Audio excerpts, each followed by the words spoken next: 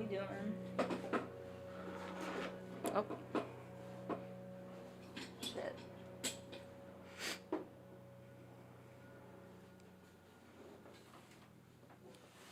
Welcome to the final stream. Ah. Okay, fuck it. Give me a second.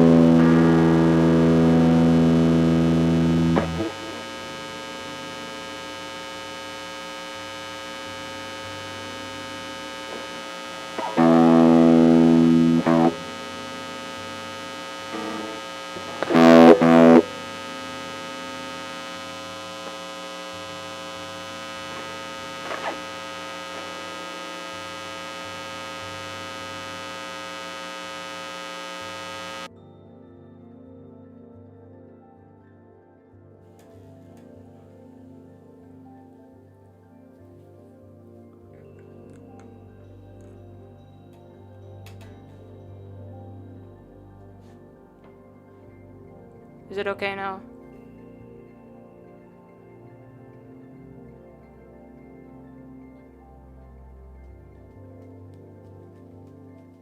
I'm just trying to tune my guitar.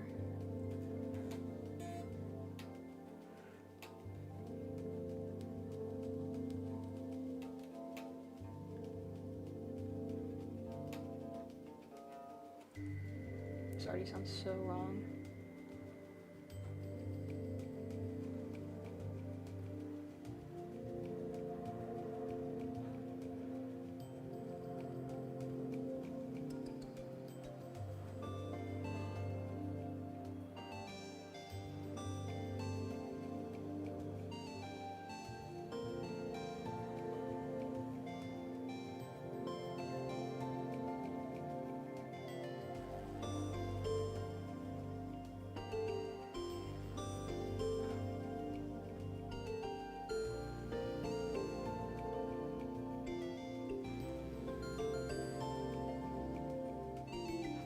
Downloading a tuner.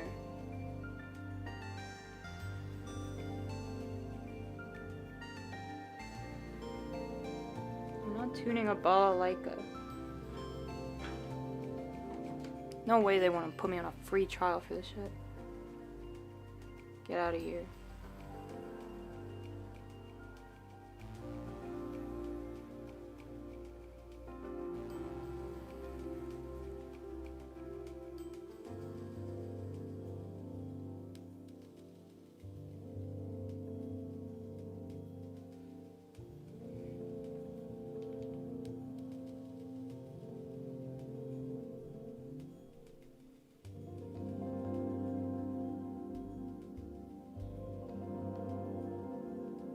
What about this one?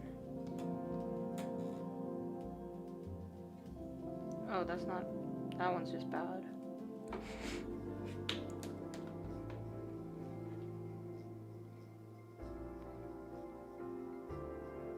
Guitar tuna. Yeah, that's the one I got, and then it was like, oh, you want free trial? No. Oh, you know what? Maybe it was... No, wait. Get me out of here. It's still saying I gotta try for free. This is like highway robbery.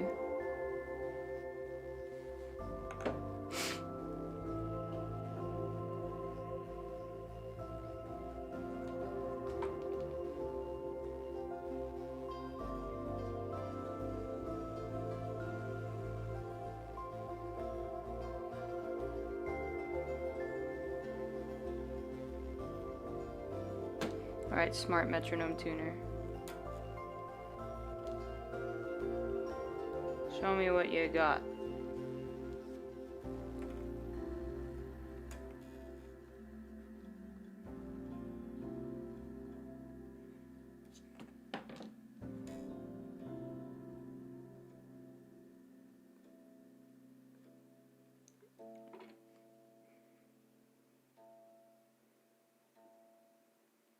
Oh, it's pretty bad.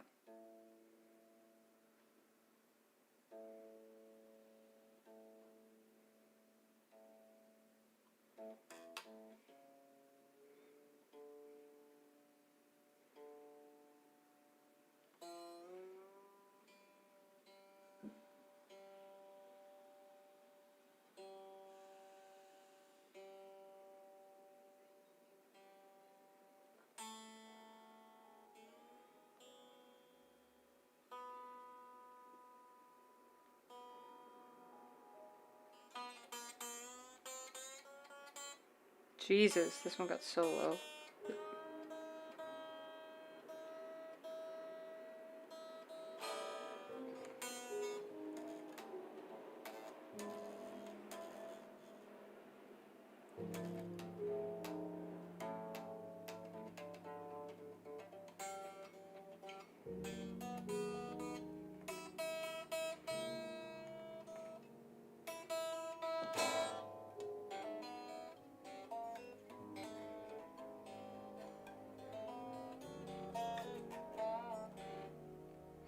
Hooray.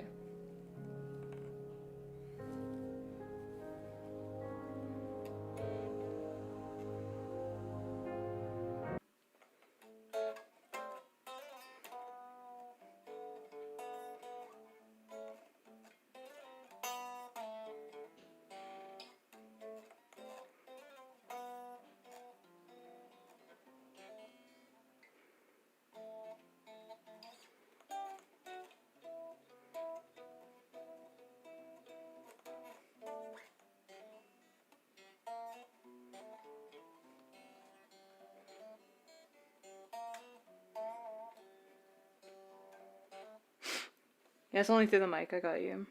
It's the fucking OBS can only pick up like my entire interface.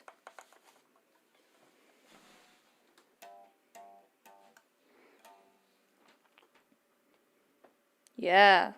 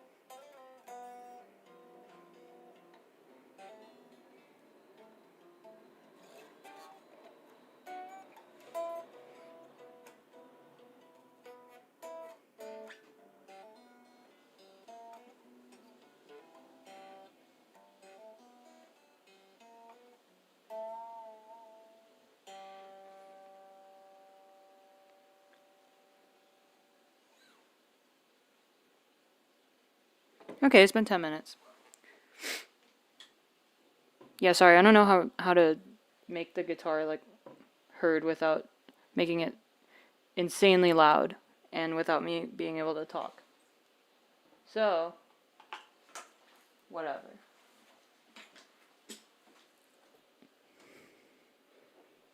Let's get into it. How's everyone doing today?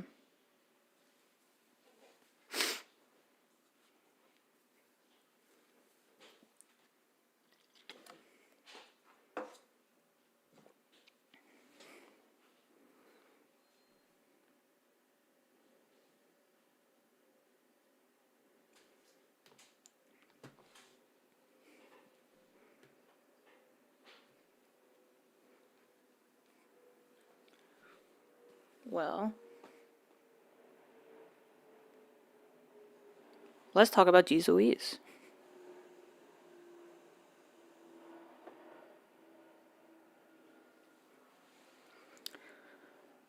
So I guess we can talk about like the song itself first, like what the song's about.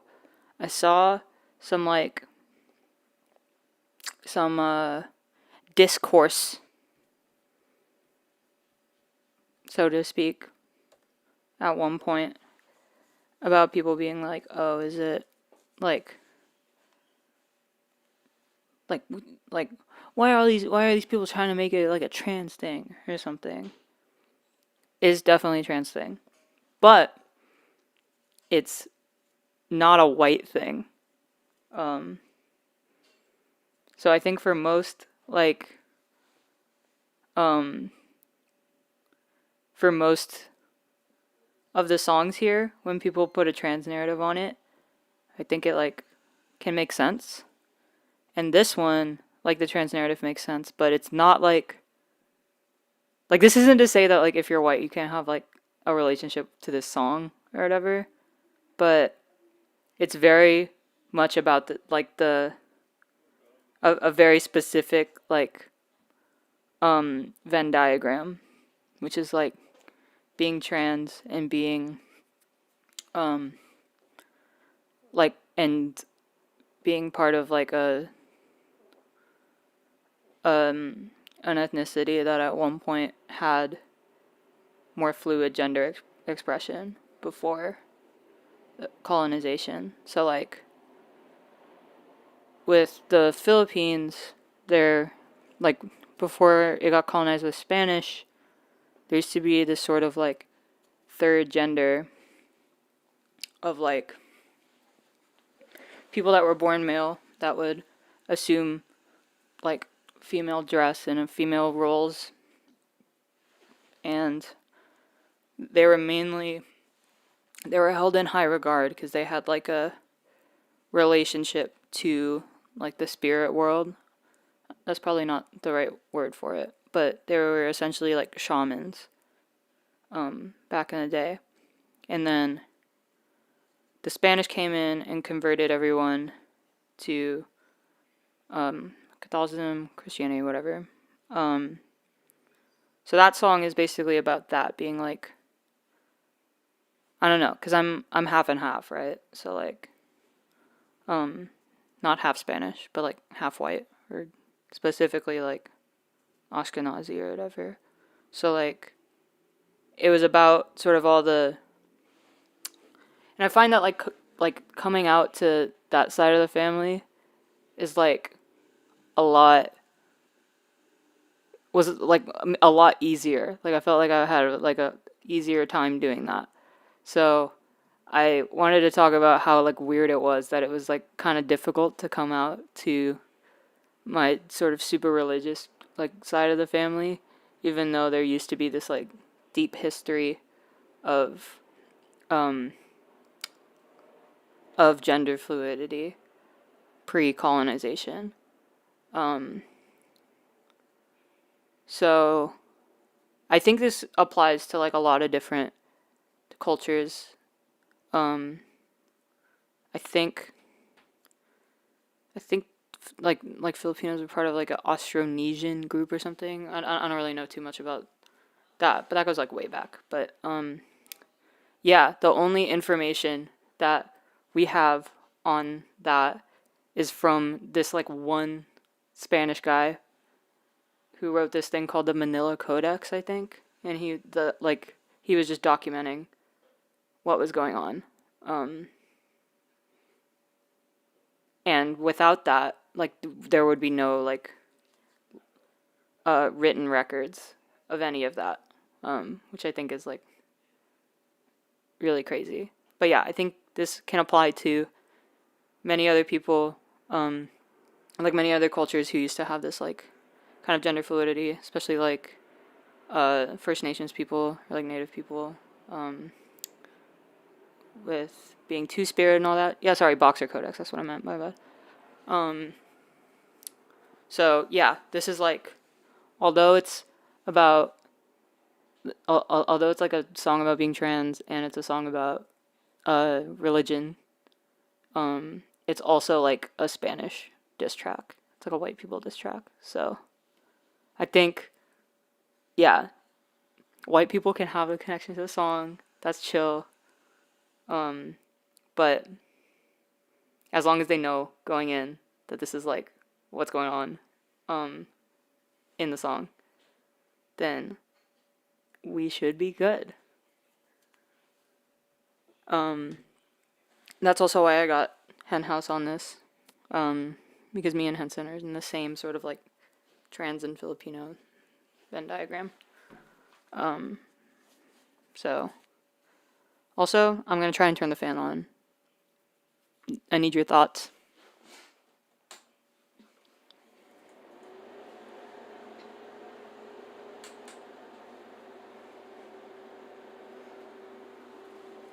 Too much?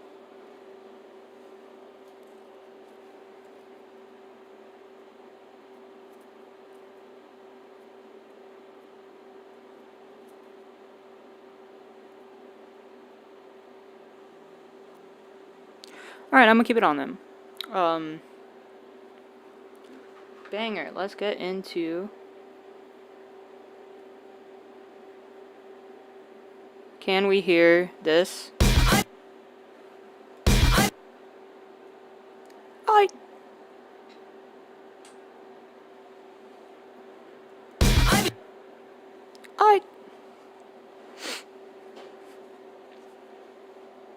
It's too loud? Is it?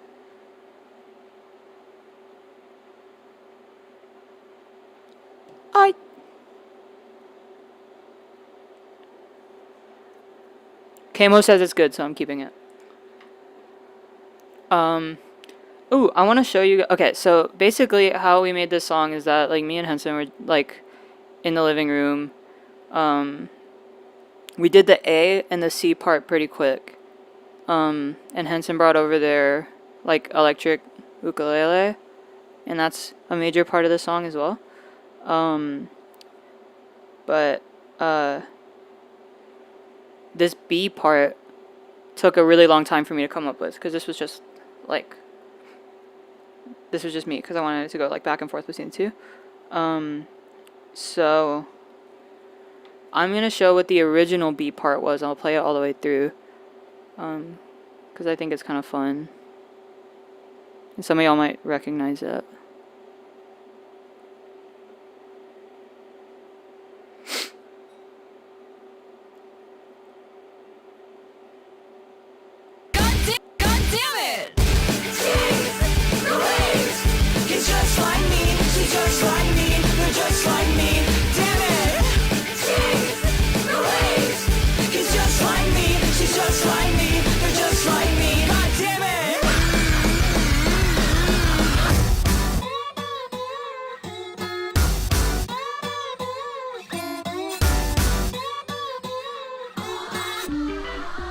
Watch me split my hair in 6 sections.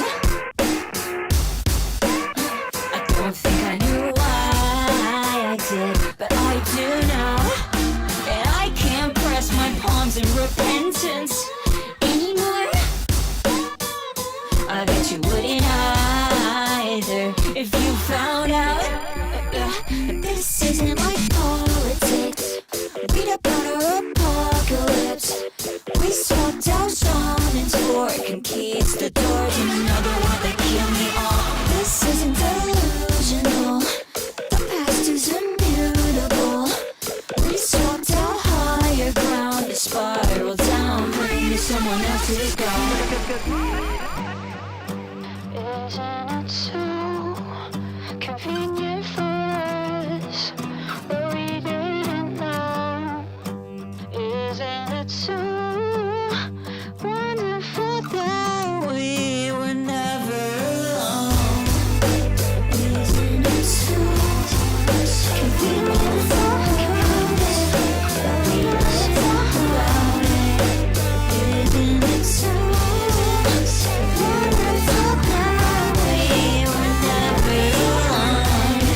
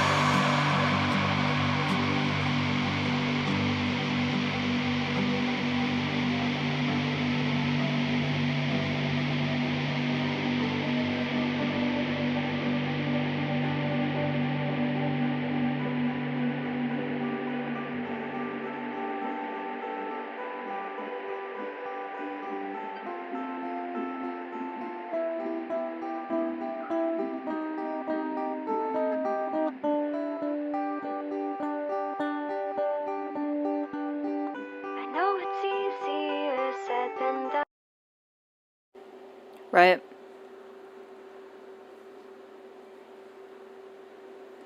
So then it goes into that. But that was what it used to be. And then the more I listened to it, the more I was like I do think the transitions between the A part and the C part are a lot better with this version than the other one, because like the one that's released is like a hard cut into something else as opposed to like a more natural transition. But it just felt really like theater kiddie. I don't know. It felt like it was like I was like it felt like a musical to me. And I don't know. I I was just kind of like, I feel like we could do something else or something. But I don't know. That's one of my like biggest like insecurities about my music, is that it's like naturally just like theater kid vibes. I wasn't much of a theater kid. I was a band kid. But yeah, I wanted to show you all that version anyway. Yeah, it's more on the nose, exactly. Like it's a little like it's also really like ham-fisted.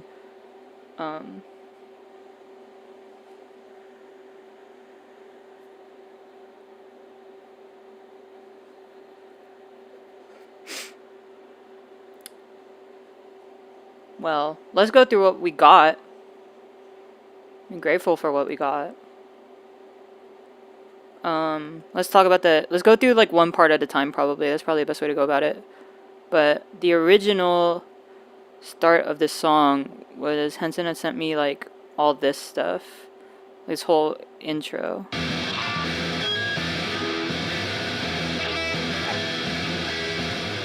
And then they're doing that.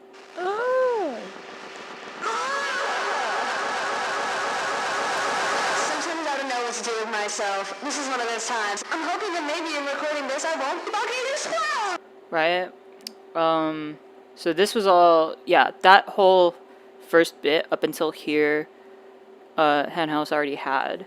And then we just worked off of that, essentially. I added some big boom claps.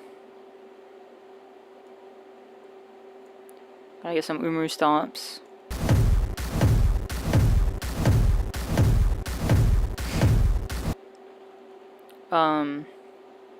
Redux on it. That's what it sounds like without. Now it sounds like it's like decaying and like deteriorating or whatever. Oh, the gotcha makes an appearance, by the way. But it's kind of buried in there, so it's a little hard to hear, I think, in the actual one, because like Henson's talking on top of it.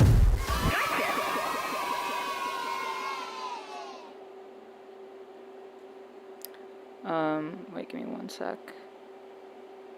Let me make sure Do Not Disturb is on. I don't want no notifications showing up. But yeah, the gotcha's in here. And you fucking know it's Travis Barker drums. Like, this is what I'm saying. Like, I just, like, it was, like, the one, like, rock pack that I had, really. So, I'm setting a rule for myself in the future that I'm not going to use any more of the Travis Barker Splice pack. Because I used it to death. Oh, we've got one of my snares, though. Haha. Excuse me. Yeah, and again, this is all because of the Redux that it's giving this kind of, like, staticky thing. It's just an extra layer of noise, you know what I mean? But yeah. So, Travis Barker kick, my snare.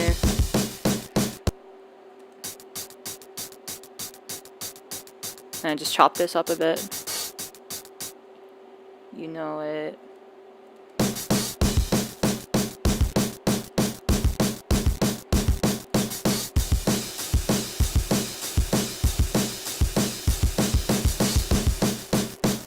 And I just pan the cymbals a bit.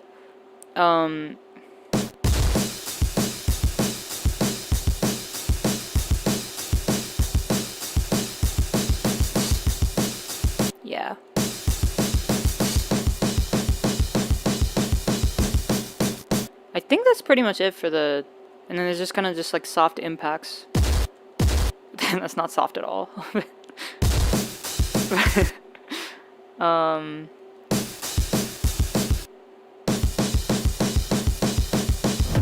Yeah, and then that kick comes back to when I get to the B part. But that's kind of the extent of the drums for this first A part.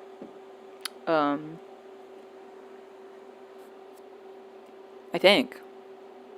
Oh yeah, and we've got this like, and I brought it outside of the group because I didn't want to like turn Redux. Like it sounded weird with Redux on it. Where I would have been a little more organized had I just like put it in this group and then turned the Redux off, but like whatever.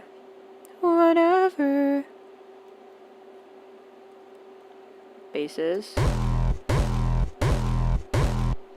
Yeah, okay, so I think this is a mix between like the frontliner kick and like an operator bass.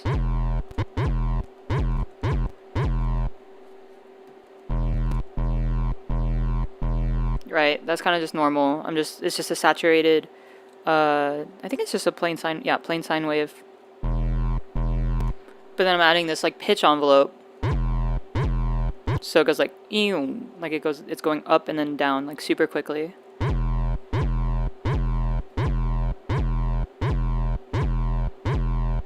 And I've automated the attack knob here so that I can use this same preset just like normally without that attack. Right, so now this like pitch envelope is barely really doing anything because I've also automated this to come down a bit, so it just gives it like a little bit of attack at the top, but that's kind of it. And that, yeah, I've got it layered with the classic frontliner kick for the crunch. So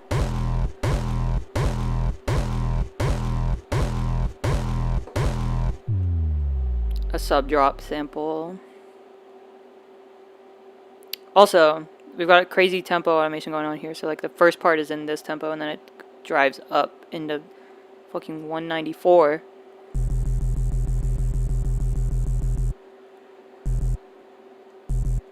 I also turn this erosion on when the regular bass part kind of comes in. So now we have like a sine wave with like slight pitch envelope going on, a little bit of spread, and then some white noise on top, and then I'm saturating it and feeding it through OTT. Classic noise.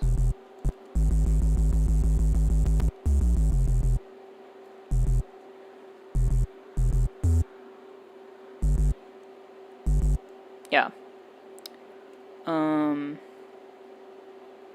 Is there any other, no other basses in this part? I guess let's go to the guitars. So, yeah, as I said, Henhouse did these like first guitars on their own.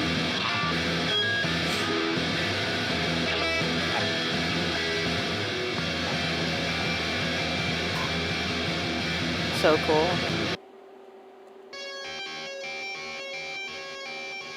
Like, yup.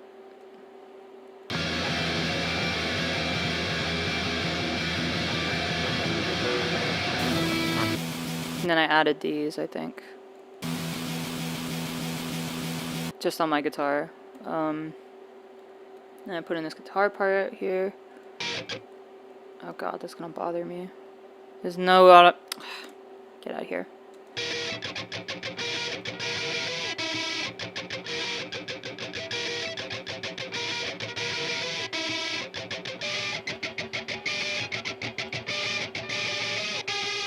So not too much going on here. I think this is just like a... I wanted something that was kind of like... what's the word? Like minor second or whatever. Where like the notes are right next to each other. Like this, like...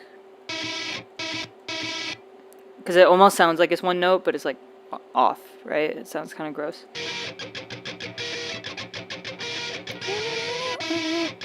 And I've just got basic amp sim. That's native to Ableton. Yeah, super, not too much processing going on here.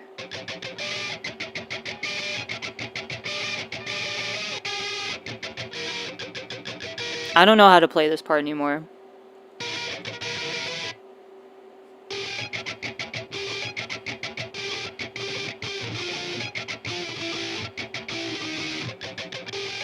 So I think this is playing like this might be playing thirds, and then I think only the highest note is really like popping through, like when I play it.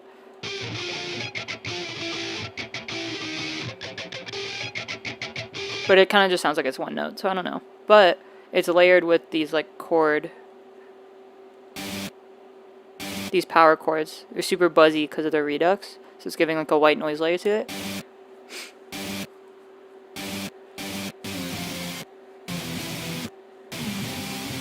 And they're chopped super unnaturally so that it kind of like hits a little harder. And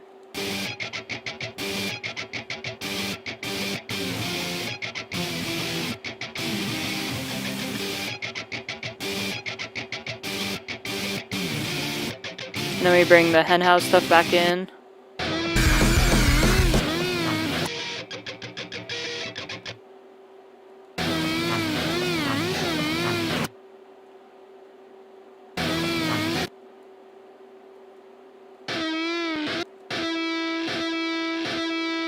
So that's just like one note, and then I guess I must have put this like vibrato on it at really slow rate so that it goes like ooh.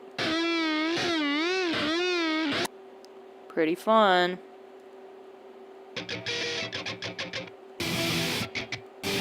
Yeah, and then I guess these guitars sort of come in at the last part of the A section.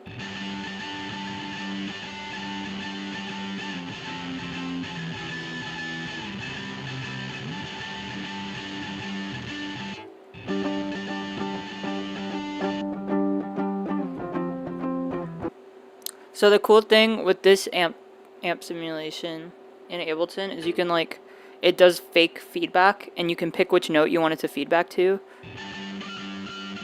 Right, so now we're up here, but this was at, what was that, A3 or something? And I think, yeah, it's doing it with like a resonator, right?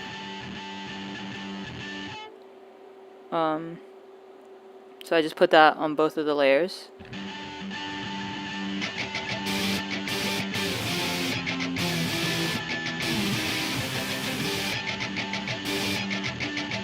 Pretty fun. I think that's all the guitars for the A part. So let's go to what's in here. I never stop.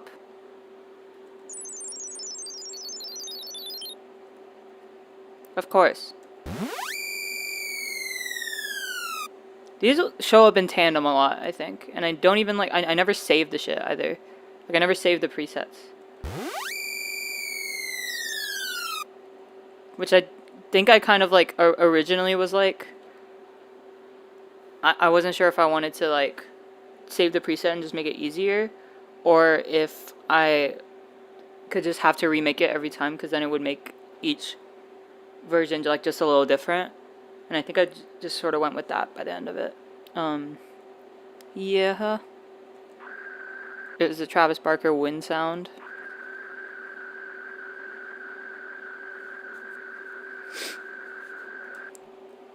Yup. What's in this lead? Oh, yeah. Yeah. So, at the end of the song, you get this big, like, right? That's just the same. What that is it's like a high, it's just an 808 pitched, like, super high up with, complex pro mode on it. This is mainly inspired by that one Ice Peak song.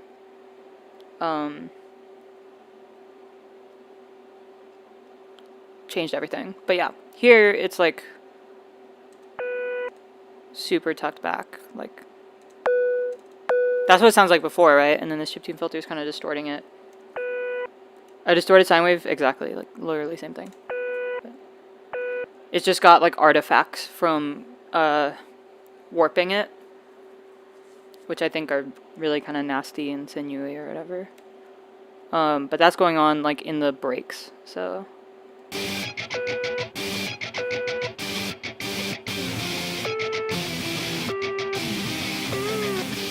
Yeah. And I think that like, I think that's just, yeah, this is doing some clip transposition automation. Yeah, and then I guess we can get to the vocals. So yeah, as I said earlier. In this, I won't fucking explode! Excuse me. Yeah.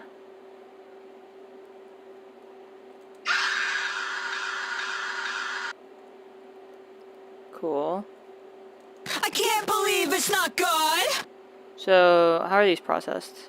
Yeah, so like redux and overdrive and then more compression, I think. Yeah, okay, so these are just like compressed a little bit, but there's no other effects on it. So this is just kind of pure like. My God lives somewhere in the south of Europe, sightseeing with his favorite son. They're like barely panned and it's double tracked again, but. My God lives somewhere in the south of Europe, sightseeing with his favorite son. I've existed for 500 years and now I'm waist high in murderer's blood. The stink won't come off, it won't come off. And no one knows about. Yup. Good luck. I just chopped it up a bit because usually it's just like. Good luck. Right? There's like 3 different parts here, so like good luck just on all the different beats. Good luck. Then we got the Jeez Louise, Jeez Louise. which is like me and Henson crowding around the mic and just screaming Jeez Louise 6 different times. Jeez Louise. Jeez Louise.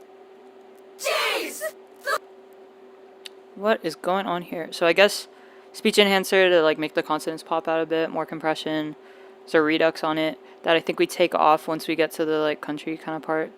But that helps give it some more white noise on top of it. It's a little more taking the really there's like a really ugly area of the frequency spectrum at like I think it's like 3K to 5K or something that I usually just try and take out a lot. So that's what that is, and I'm like raising the high end so it pops out a little more, especially with this over here making the consonants a bit louder. I don't know what the hell is this? When does this come on?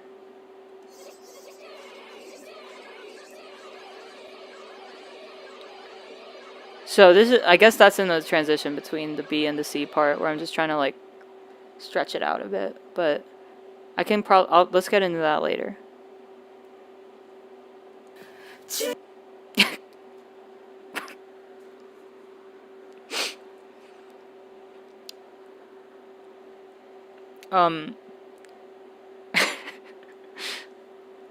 But yeah, we we recorded all the vocals like on the same 2 tracks. You're telling me that I'm wasting all my energy, but a catch-up girlie, you won't find love like. That was fun to do. Give yourself a head start. Yeah, and then I got the harmonies that I played for a little bit. Jeez Louise, she's just like me, she's just like me, she's just like me. I'm scared to even. Jeez Louise, jeez Louise, she's just like me, she's just like me, she's just like me. So like most of them are going down, but there's one that's just staying in the same. He's just like. No, not that one. He's just like me, she's just like me, she's just like me. Yeah. She's just like me, Yeah, and then we've got this like alternate melody. just like me, just like me, just like me. I sing that part live usually because I get bored of singing the same thing like 20 times. She's just like me, she's just like me, she's just like me. Jeez Louise, she's just like me, she's just like me, she's just like me. God damn it.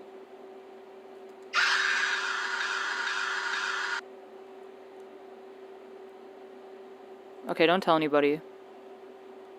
Breaking news, Jaden Hostler and Nessa Bear have unfollowed each other on Instagram. Don't tell anyone. And then I think. Yeah, this is I just had Henson say, "How's that, Maya?" and then chopped it up a little bit.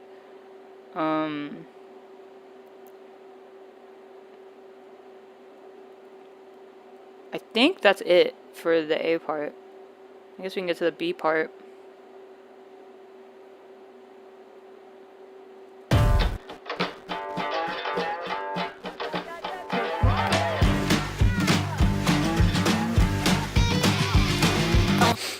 So, where we got in the drums?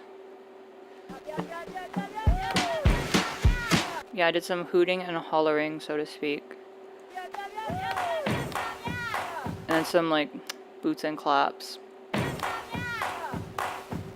And then I've, like, put a reverb on this, like, just a little bit with a small decay time.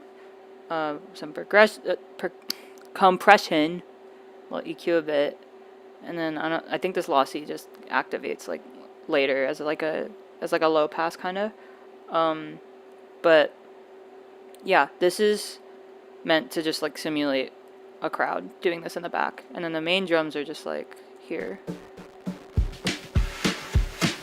It's like a train beat, but it's it's like a brushed snare and just this like loop from Splice.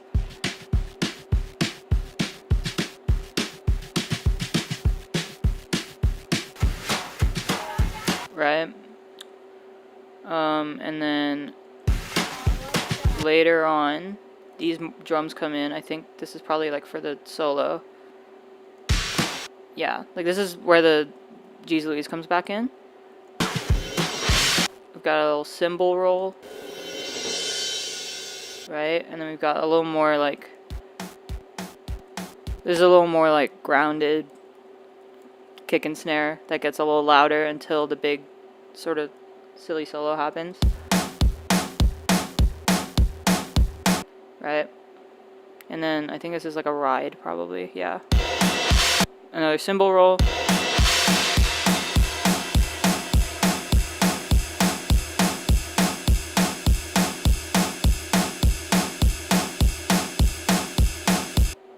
And she had the audacity to say this part isn't country. It's like not really, it's like poser country.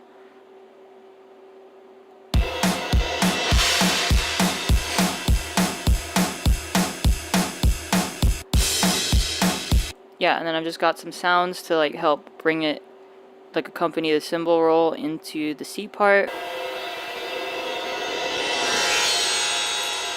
Oh. I think that's... Yeah, that's the drums for the B part. Let's check out the bass. I think this is just like an upright.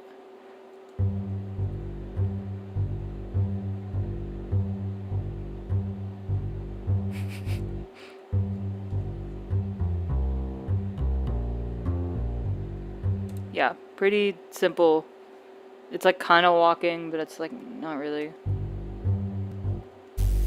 And then I have this other one come in, just sort of where those big drums kind of come in, where it's a just an operator in an instrument rack with a white noise sample, and it's just all distorted. Yeah, and then this I guess this envelope is a little interesting because it's going like it's sort of dipping down a little bit instead of being up the whole time. Right? It gets kind of padded and then the white noise kind of takes it over a little bit. But it's all distorting.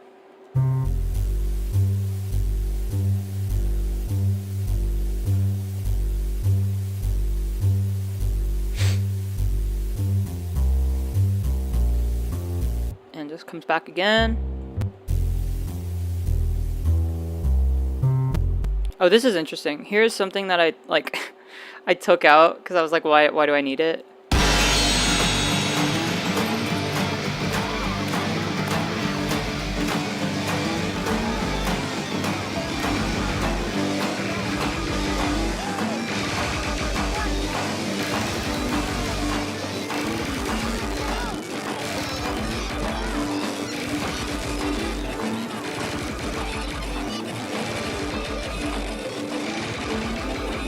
Like, it's kind of cool, but it's just, like, unnecessary. Just a virtual riot sample that I'm like doing. Yeah, not needed. Took it out. That's the basses. Yeah, so this is slide guitar.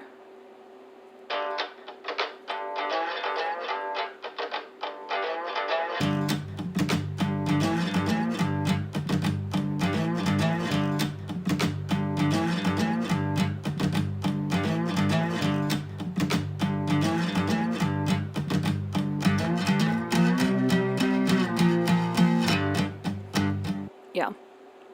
And that's just like a basic, like, that's basic blues, sort of. Except there's no 4 like earlier, but yeah. I think, yeah, this is iPhone mic. I think iPhone mic is really fire, with, when you want, like, high end, and you're in, like, a sort of isolated place, like if you're in a car, or just, like, a isolated room. The high end on the iPhone mic is it can be so good. So that was something I really wanted with this. I wanted to hear the like clicks and clacks. What's the tuning on the guitar? I think it's like open D probably, because with slide it's either you do like all fourths, or I just did open D so that whatever I dragged my finger over like would sound like a major chord. It would sound good or whatever. But yeah. There's also these like little fills.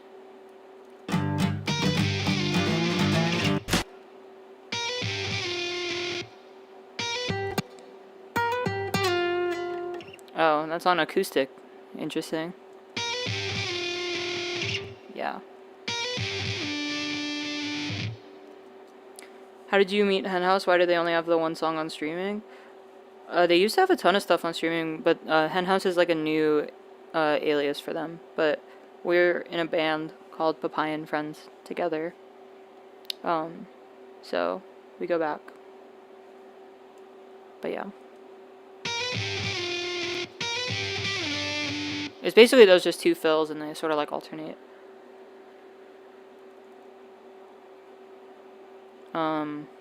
What else we got? Well, this is off. I want to see what this is though.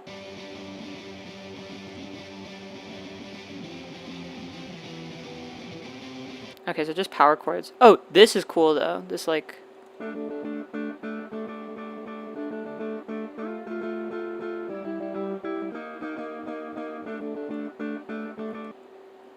kind of an interesting rhythm, and it's just like plucked, super raw tone, and with a gate on it so that it makes the silences like a little better.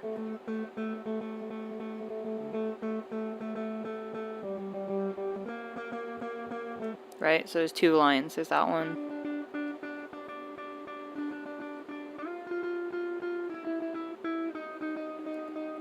Henhouse is the new alias.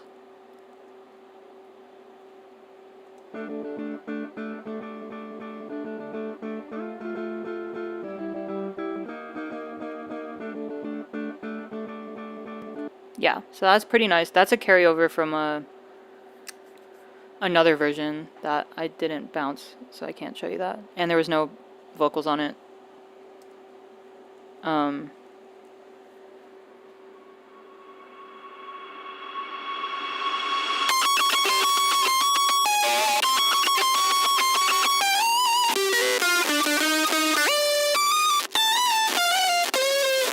So this is, yeah, this is a guitar as well.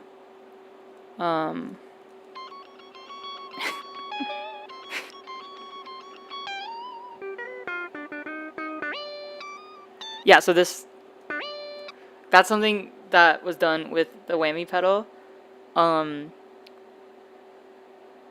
Really like the whammy pedal, but it's just set on like an octave. So whenever I press the pedal down, it's gonna go up an octave.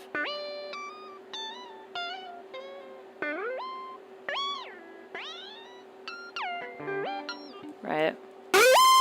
I distorted a ton, put some redux on it, some gate, OTT.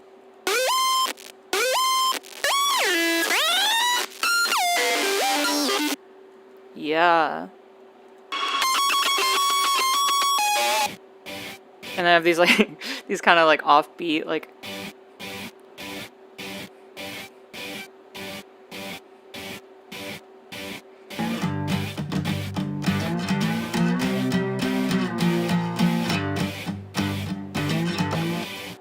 yeah, really silly. And then we also have a banjo come in during this part.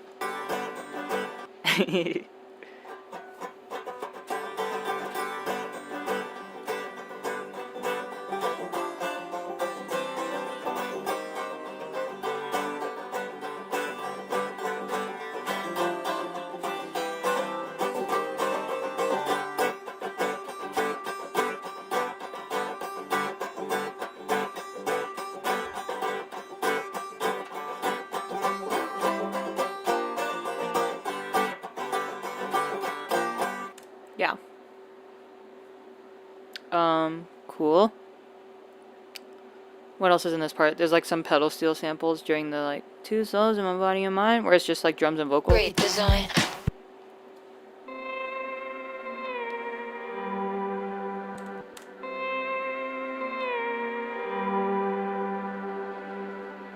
Yup.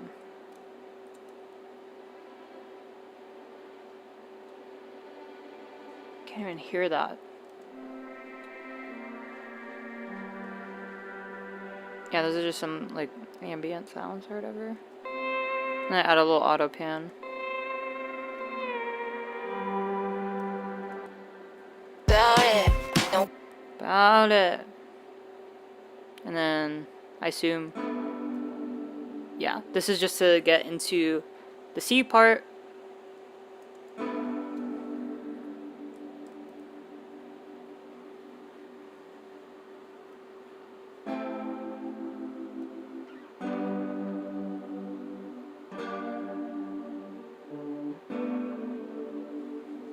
So just one hit for every time the chord changes. We've got like, I think that's probably the root note.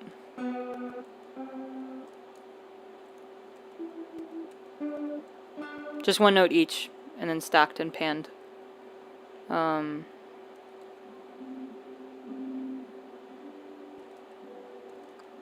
What the hell is this?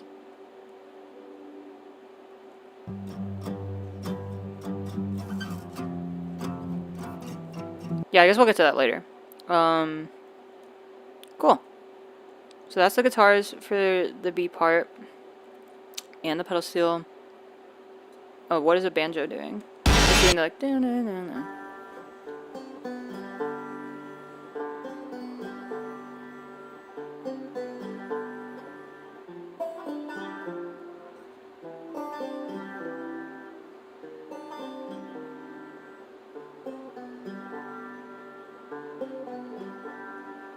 I do really like the sound of the banjo. I do like when it resonates kind of like a sitar. It's just like really frustrating to play. It's like an optical illusion and it freaks me out. Ha ha ha. Let's talk about the vocals before we talk about the atmosphere that comes in later.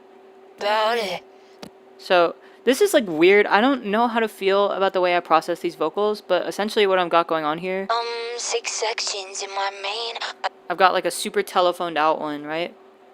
And then I've got 6 sections in my main. a super like clear one where you can really hear all the high end and everything in it. But it's super stereo. So the intention was to only get kind of the consonants in the far left and right, and then the center would just be this like telephone one. But I think it sounds kind of weird, and I don't know if if I went back to it and tried something else, maybe I'd feel a little better about it. But it's kind of a weird processing. Don't wanna look younger, is just something I'm into. People like us did. I notice you often track vocals at a really low gain. Is that for a reason, or does it just not matter that much? I'm just like bad. Like, I don't know.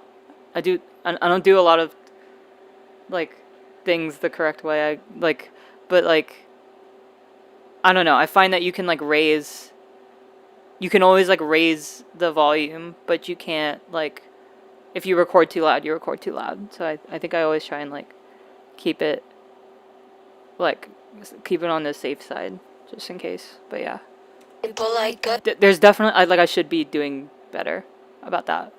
My bad, but yeah. Something I'm into. People like us did it every. Generally, I think you want to record like when your mic is at like in the yellow or something. And then I don't know, I get lazy. Something I'm into. People like us did it. Will you ever do a second tour leg? Probably not, I think, just because, like, I don't know. I think if, unless the album gets, like, some kind of second life blown into it, yeah, I don't know, because it's kind of expensive. But I want to do, like, one-off shows next year. I'd love to go to places I haven't been yet, but yeah. Something I'm into. People like us did it every day till we were forced to change it. But we don't have to talk about it. No, we don't have to talk about it. 80 relatives in my life. Yeah.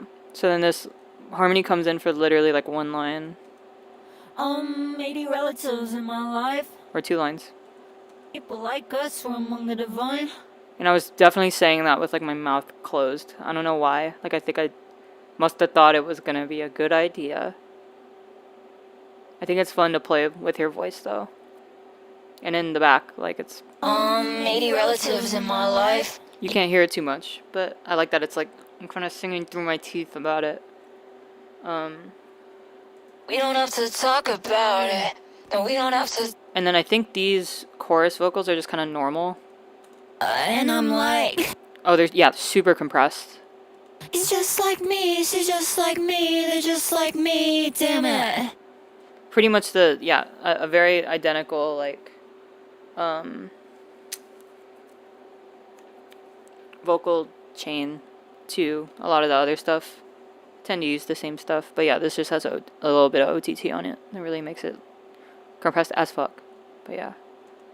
Jeez, Louise!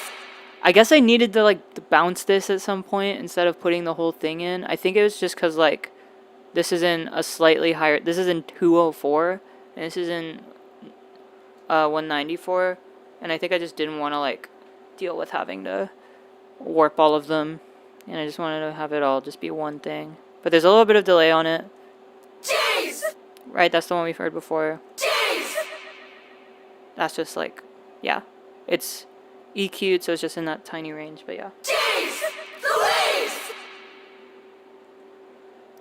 Yeah. Any other stuff in here? 41 at the back of my head. I know I thought my 41 in the back of my head. People were like, "Oh, it's like 41 like trans." Yes. It is. It's both. The answer for a lot of the people being like, "Oh, it is this, it is that." It's usually both. and I'm like, me, she's just like me, they're just like me, goddamn it. Yeah, so here's that like glitched out thing I was talking about earlier. We're doing the delay thing that I was saying where like you put a delay on it and then make the time go down and then the pitch follows. It goes down as well. All the glitching is definitely just these two presets in Digitalis. When I get new plugins, I literally just use the presets. Like I never learn how the plugin actually works. Like I'm super lazy. Some OTT, well, auto pan, so it goes left and right. Oh, sorry. And then, yeah, like a EQ to sort of low pass it out. Just to make sure it's gone. I have this utility, but yeah. Cool. And then I guess we can get into the atmosphere. I don't know what's going on in here, but this is just to get from one to the. Oh yeah. So in the original version of Dog Years, I had this like super noisy part in it, and I ended up taking it out. So I repurposed it to get in between the two.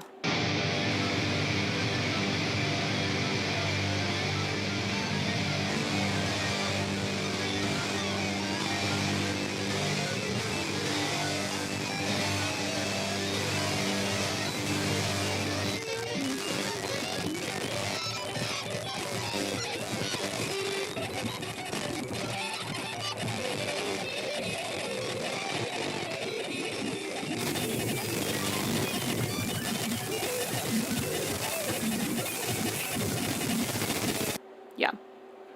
So that was like in the first version of Dog Years, which I think I would have made in like February 2022 or something. It just had this like huge minute long like noise part in the middle. It was like 6 minutes long. I don't think I'm gonna play that because the lyrics in that version are a little too like personal. But yeah, that song went. I'll talk about it later. But it went through the most changes for sure of any song. But yeah, I ripped the noise part that I didn't use anymore and put it in this song to get in between two. Added some pretty virtual riot atmosphere. Pretty. What's this?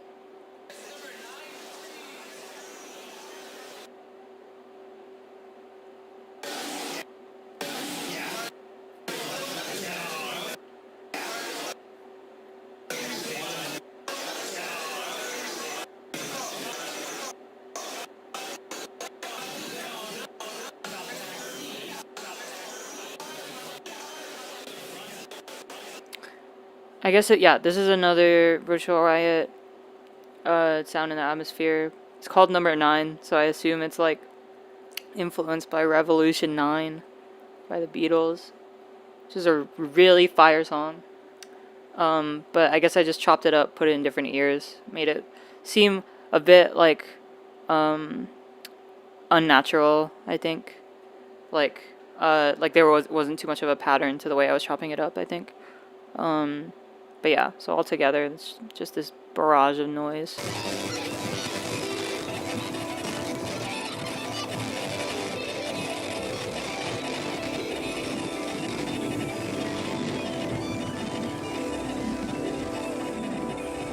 Yeah, and then the virtual riot, like, that's the only, like, melodic part in the atmosphere for it. But yeah, this helps sort of bring it into the C part, which we'll get into right now. But yeah, this is where the electric ukulele comes in.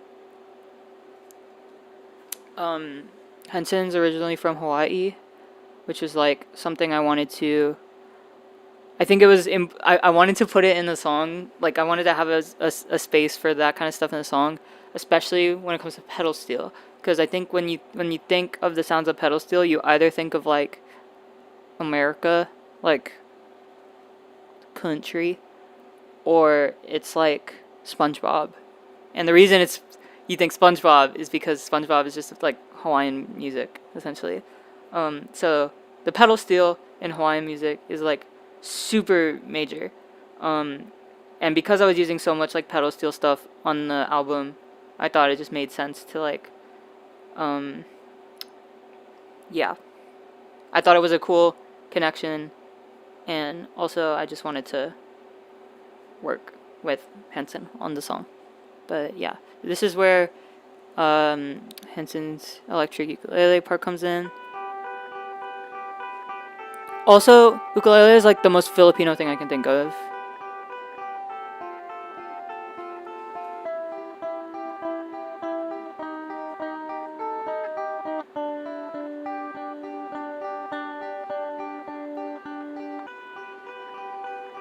So, not a guitar, electric ukulele.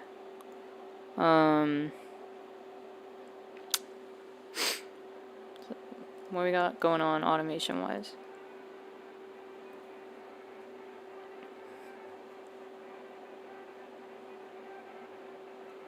So this Redux is like inactive. There's not really much going on here. I think it's just like a little bit of delay that comes in. Or not at all. Like the delay is not even doing anything. There's nothing really happening here, I think. Okay, well there's some reverb somewhere. Oh, it's all happening. It's happening here. Okay. So we got a reverb over here. When does this turn on?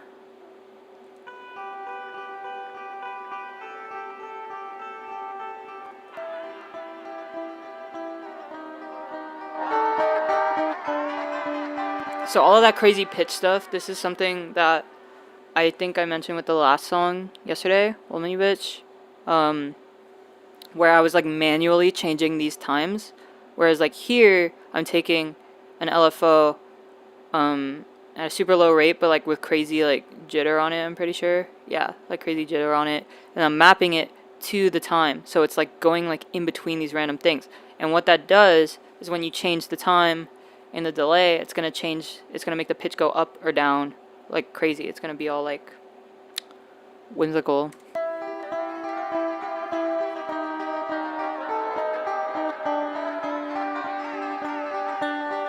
Right. And then when does this come in, huh?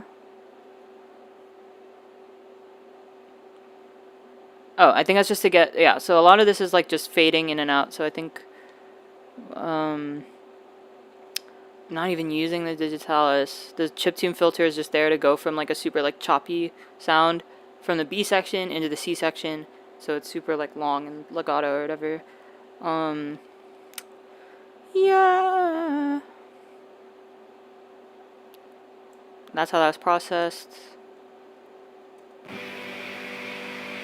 Yeah, here we got the super like washed out guitars. It's got like a telephone kind of EQ on it. It's got a slapback, a really like kind of it's not super audible. But then we've got this super big delay on every third beat. That's just pretty standard. It's like ping pong, so it's going left and right. And then I've panned it, so it's sorry, not panned it. I've like I've filtered it so that it's only going to that like kind of like high end.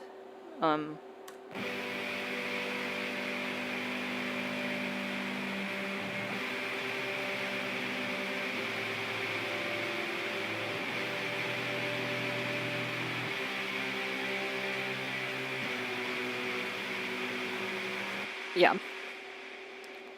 And that just carries on throughout the whole thing. What's this?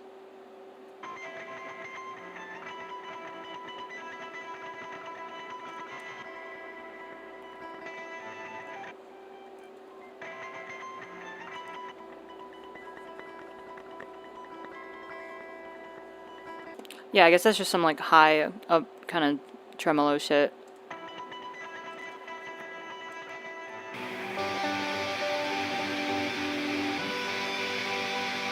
It's not doing that much, but whatever. We talked about this already.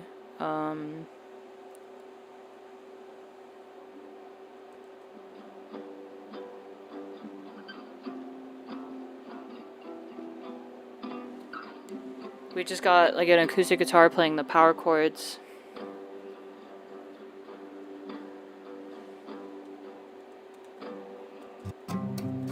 And it really opens up when the big kind of explosion happens.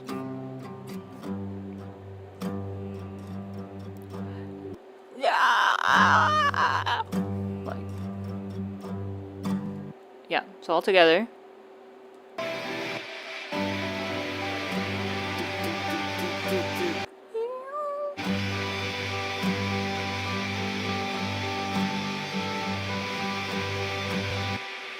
Yeah, we've also got some pedal steel going on, as I was saying. Depending on what context you put it in, it's either like super country or it's Hawaiian.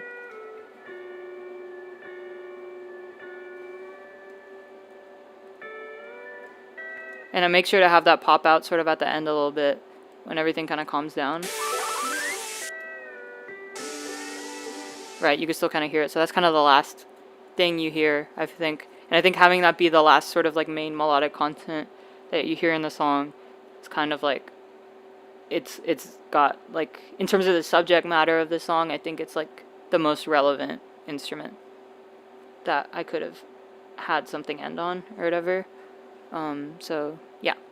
And then the banjo from earlier, we're still going.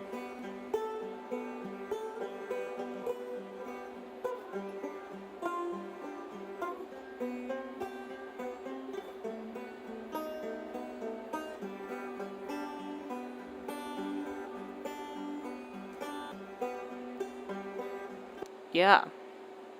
Oh, sorry, I guess that's new banjo. But there's banjo coming out of the B section and the C section, and then there's this banjo part that just follows the like the chords.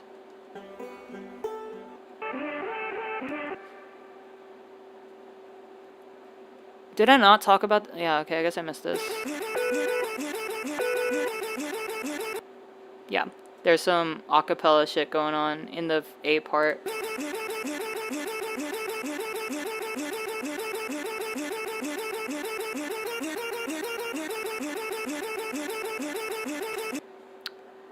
And then that comes back just like way slower. And it's got a chiptune filter on it.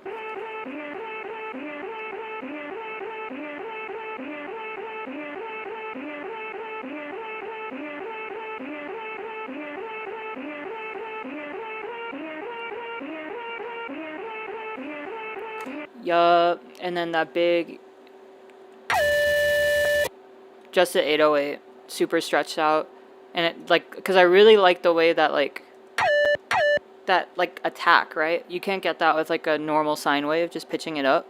That's only something that you can really get from taking a, like taking an original sound and then stretching it and using like the Ableton like Complex Pro. But I'm sure there's other ways to do it in like FL and shit. I don't think that specific artifact is necessarily native to Ableton. And it's got this like, just add some noise to it. I think that's the octal dump preset that I've been using, and then yeah, OTT.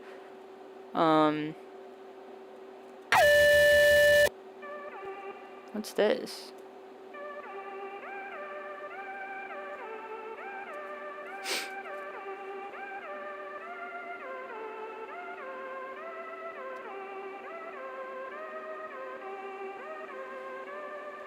So I think it just helps add to the chords and then also support the like Akka like, right?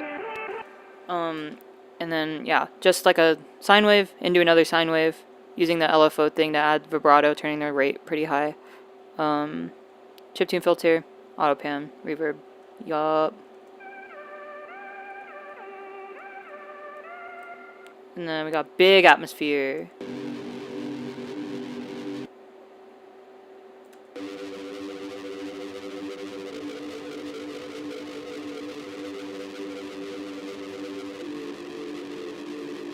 So a bunch of sine waves. Detuned like a fair bit. And then we put like a huge like reverb with the sides all the way up, and then distort the thing on top of that. That's what I was sort of saying earlier, is like something that I think Jaren does a lot, putting the reverb and then distorting the signal that has the reverb on it, so you get all these like crazy weird harmonics. Compressing it, EQ.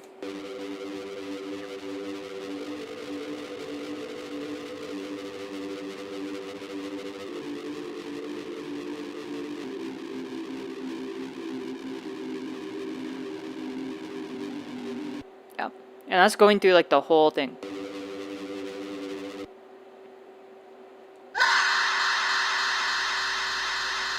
Well, I guess first of all, what is this? Before we get into the big explosion. Yeah, so more virtual riot atmosphere just like tucked in the back. And then when you get to the big explosion, and then everyone's favorite sound.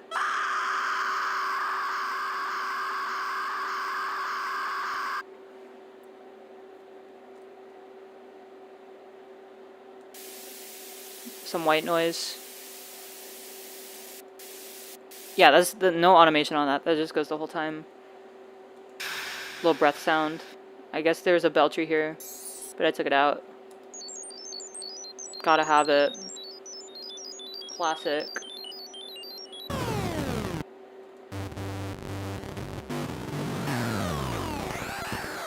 So when I was going through Johnny, I mentioned like doing like a 10-minute recording of using the Earthquaker data corruptor pedal with my guitar. This is like what it is again. Like it's coming. It came back.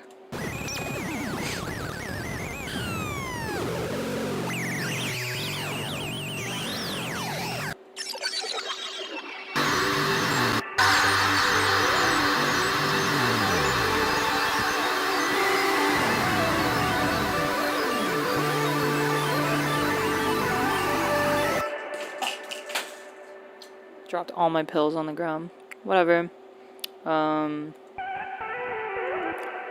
Okay, so this is just like vocal runs that I was doing, and I think I sped it up, or pitched it up an octave. Or one of them up.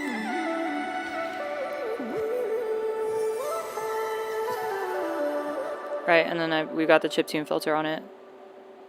So it just kind of sounds like a bunch of notes.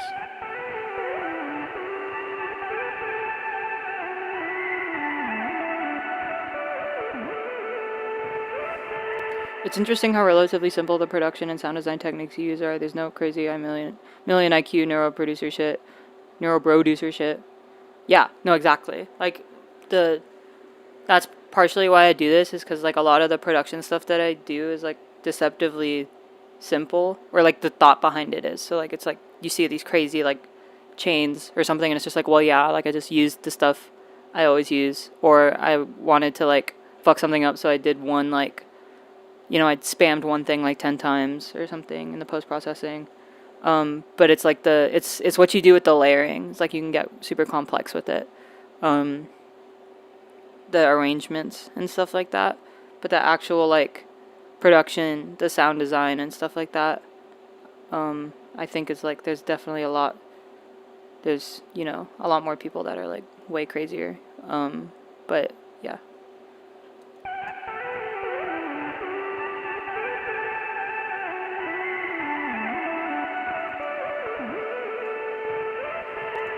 Yeah, all together.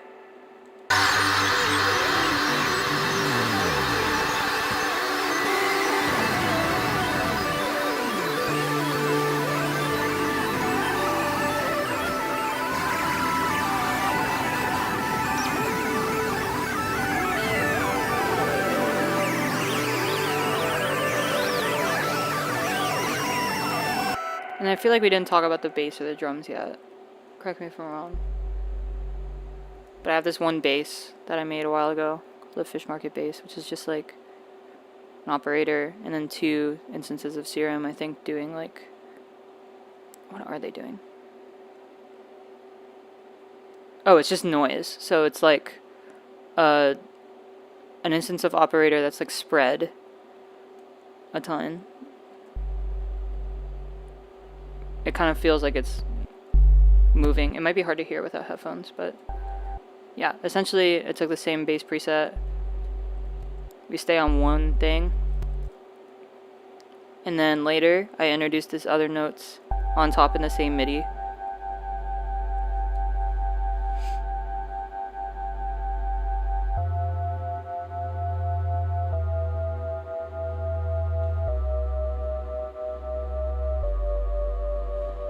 Yeah.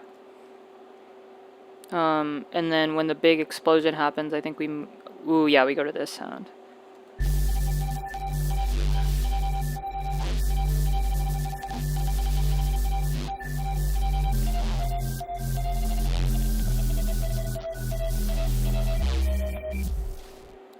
Let's like reverse engineer this though, because I have no idea what's happening. So this is like the main sound. It's basically like just a bunch of vocoder and OTT that are doing all the work. Vocoder, saturation, and OTT.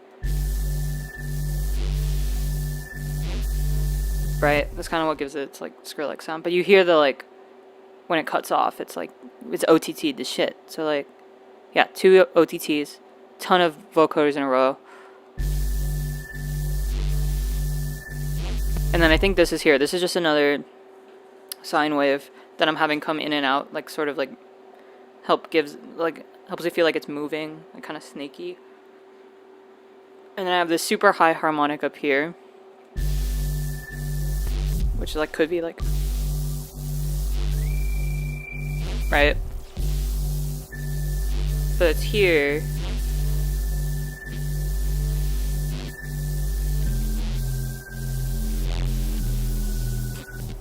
That's like a 9th, I think, in terms of like the interval.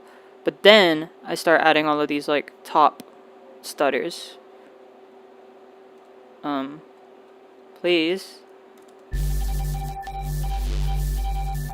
right? Like, sounds pretty bad on its own. But when it's distorting with everything, it sounds really cool.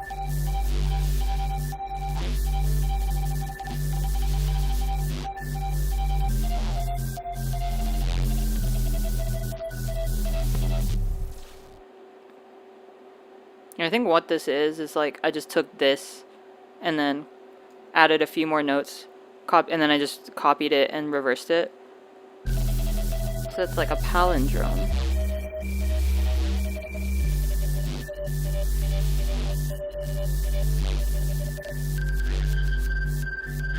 Right, and then it goes up, like.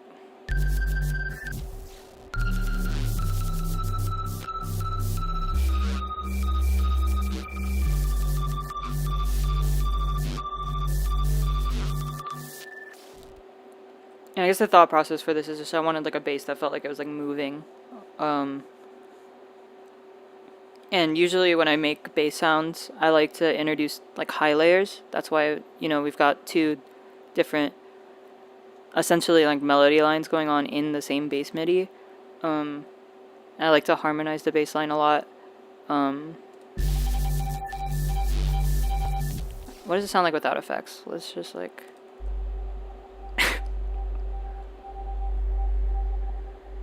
Can't even hear it. Yeah, so this LFO is just slowly introducing another wave in there. Some vinyl distortion, vocoder, saturator. Ooh, yeah, this is what's making it wub. Is this like bass knob on the saturator? Right? And it's just kind of at a random interval, like it's like not in time with anything. But then when you put an OTT on it, and then another OTT on it,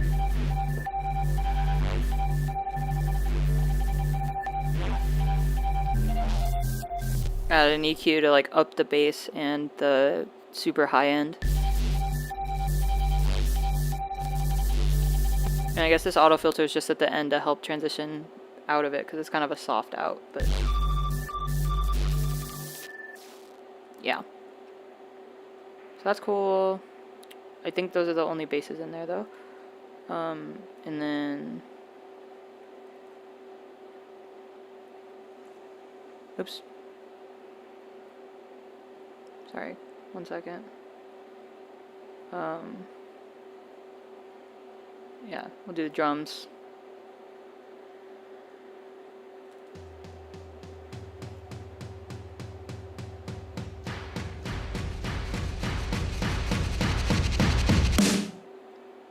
So for this part, I'm basically just like adding a bunch of toms on top of each other. And I think they're all panned a little different. Yeah. So it feels like there's like a whole bunch of like timpanis kind of going at the same time. Have a little riser. And I've got these stomps that really like help build it up. Because without it, it's like...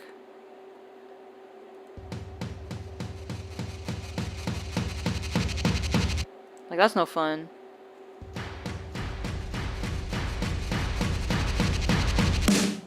Classic Travis Barker snare.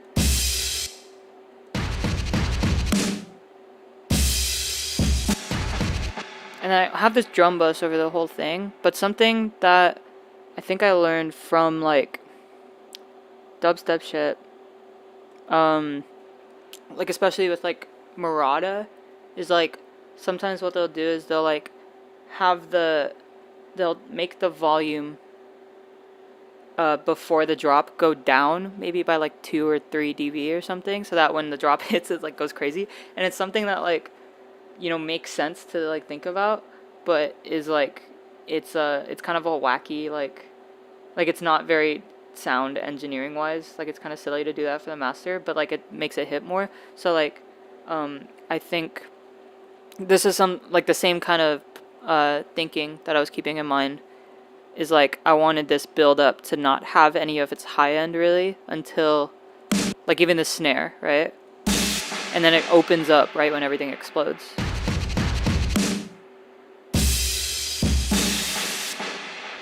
So we've got this kind of like real sounding, like this kick kind of sounds like it's in a room. Then we've got a snare. We've got 2 snares layered, and they've got reverb, but mainly they have this like delay on every 3rd beat.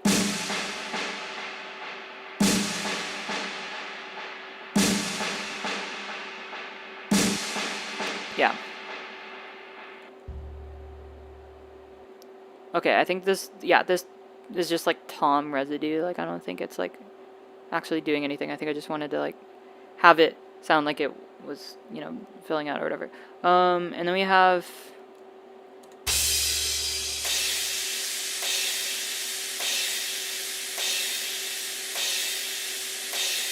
just a variety of crashes.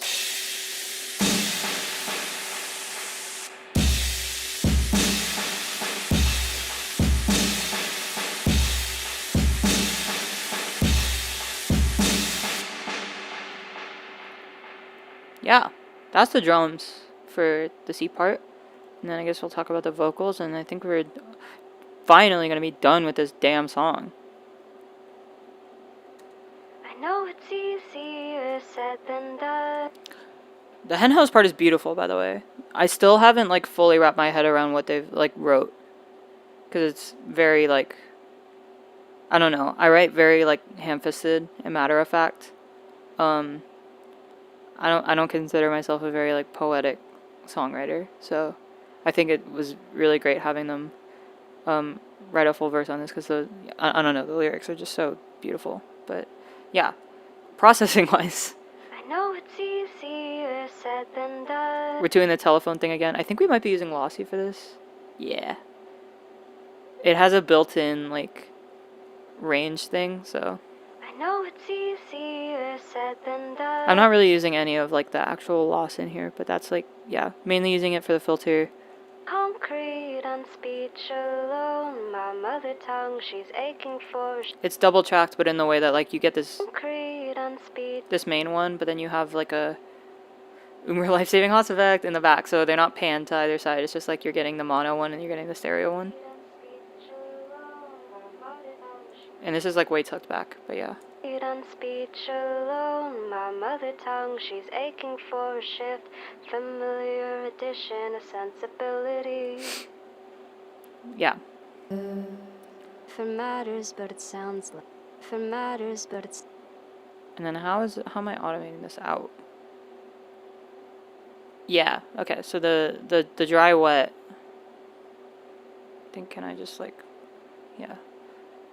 Slowly getting like, which means this filter is slowly fading To out. kick up dust, let it settle in. Adorn my skin and accidental patterns. Not sure if it matters, but it sounds like life being lived. And we introduce some reverb. Trace it back and run it. I usually hate reverb. Like reverb is like, I only really use it if I want it to be stylistic.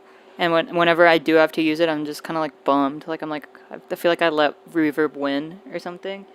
But when I like when we treated Henson's vocals and put reverb on it, especially with the super like with this kind of like high cut sort of thing where it's like, or not like a low cut, where it really gets their like the high end of their voice. It's like gorgeous. Trace it back and run it through this tangled mesh of wasted breath. Divine deception. Divine deception. Divine deception. Yeah, and I've got this delay on the Vine Deception. Just on this layer though, I think. Divine deception. Divine deception. So it's mono. And when we recorded Henson's vocals, we only just did this melody line. Had the chance to mull it over, but it's not lost on me. And I just added a bunch of harmonies, which on their own sound really bad.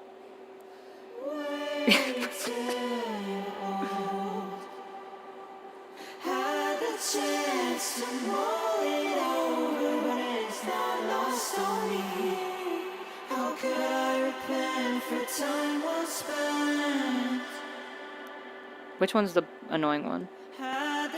No, this one's fine. Mull it over, but it's not lost on me. How could I dance? This one's fine, I think. Had the chance, mull it over, not lost on me. Yeah, that's the one that hits. The like, no, lost on me. Because Not lost on me. like without it, it's like it sounds fine. But Lost on me. it, or like makes sense without it. But then this adds some like dissonance. Lost on me. Dance. The other thing I'm gonna mention is with harmonies and doubling in general, you don't have to sing every word. You can keep out words like, because this is had the chance to mull it over. Like I just took out the two, so it's had the chance, mull it over, right? Because like those super small words or the words that like you don't want to give as much emphasis, like they can just like you're gonna hear those in the main vocals, so you don't need to worry about doing harmonies for each word necessarily. It's just the ones that you really want to like hit and make feel impactful. Not lost on me. Not lost on me. Not lost on me. How could I repent? Yeah. So then all together, excuse me. Hello. Wait till you're older, when you've had the chance to mull it over, but it's not lost on me. How could I repent for time well spent? Yo, Henhouse is here. Let's fucking go. I just finished your vocals.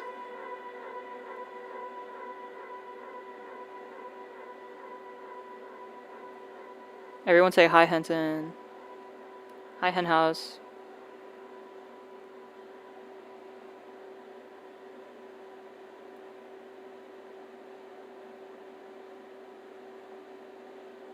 Really? They've been in chat? Oh, my bad. I'm sorry. I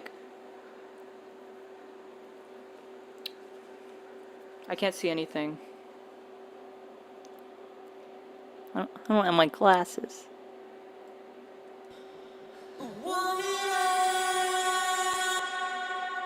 What we got going on here?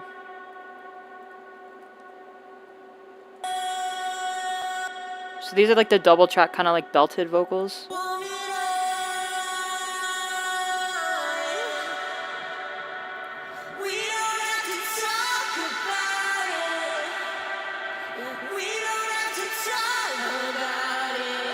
I think they're drenched like in the same reverb that we drenched Hens's vocals in. And then we have this higher harmony.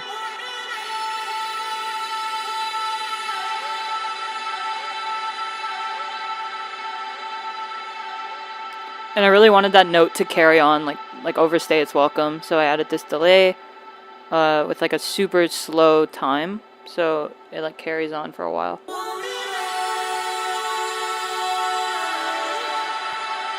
I've never actually heard Womanoid used before. There's like a term in Tagalog. I forget what it's called. It might be like bakla or something, but it's like a term that is like a term that has since been reclaimed. But like womanoid was one of the definitions for it that I read, and I just thought that was like a strange word.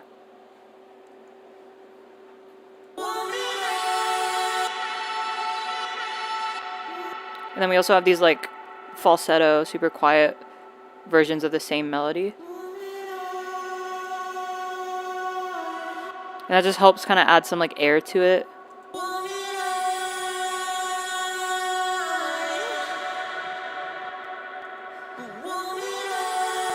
We've also got a small version of like a falsetto version of the harmony. But then it keeps going, so I'm only like screaming the super high womanoid, and that's it.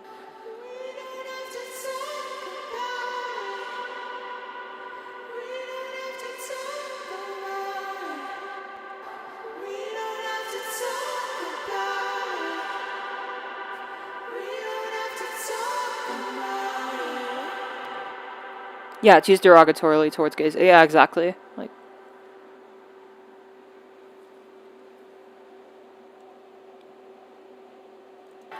We don't have to talk about it.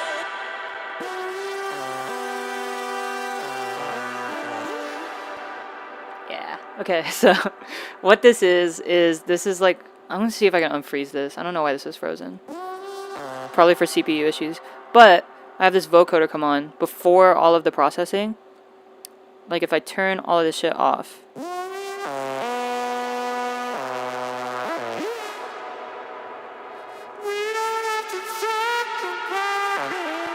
Pretty gross, but this is like the pitch tracking setting, and if you give it like a certain range that it can track the notes to, you're gonna get a lot of really like weird sounding things. But this is just the original like vocal with the vocoder on it, and then I put it through Waves Tune, so now we're auto tuning that ugly whatever.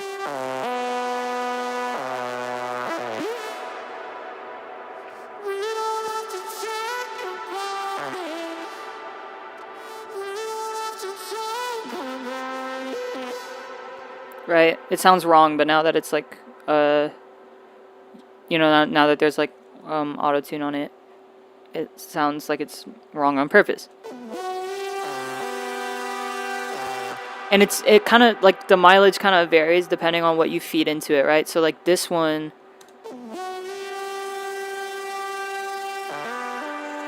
it's a little like clearer, right? But you get stuff like that where it's like that's not the note I was singing at all, but like the way it comes across is really cool.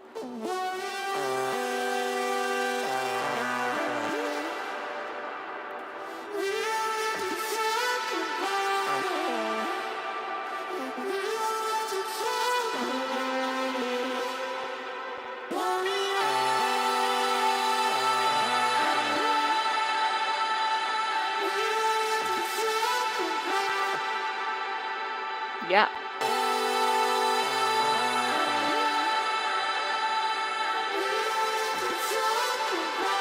Then the harmonies come back in.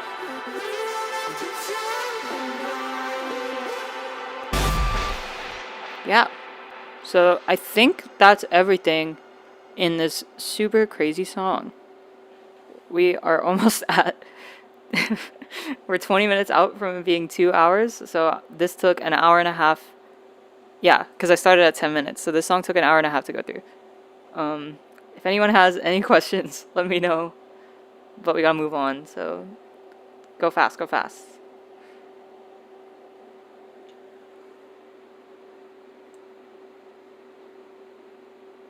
Did I come into it thinking it would be 7 minutes? Yeah. So like the intention with the song, the reason why it's so all over the place and like it changes sections like crazy is because like I think the emotions that you feel when you learn about something like this can be like super all over the place. So like the first A section is very much just kind of like anger or whatever, or like just being like, damn, like really missed out because of this stupid shit. And the B section is like trying to like unpack it and go through all the nuance and stuff like that. And then I think the C part, I mean, I would have like Henhouse, you know, speak to that a little more. But just kind of being like, I think it's like kind of a mix between like acknowledgement, but then just sort of being like, okay, well, like talking about this is like it's in the past. Like what more can I, you know, do? Like I can't change the past, so we don't have to like talk about it.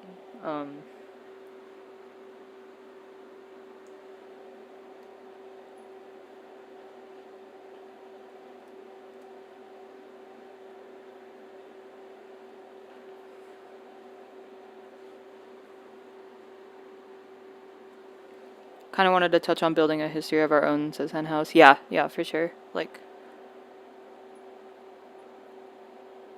since all the history of it has been essentially lost, except for the, you know, one Spanish guy who wanted to document it. Like, yeah.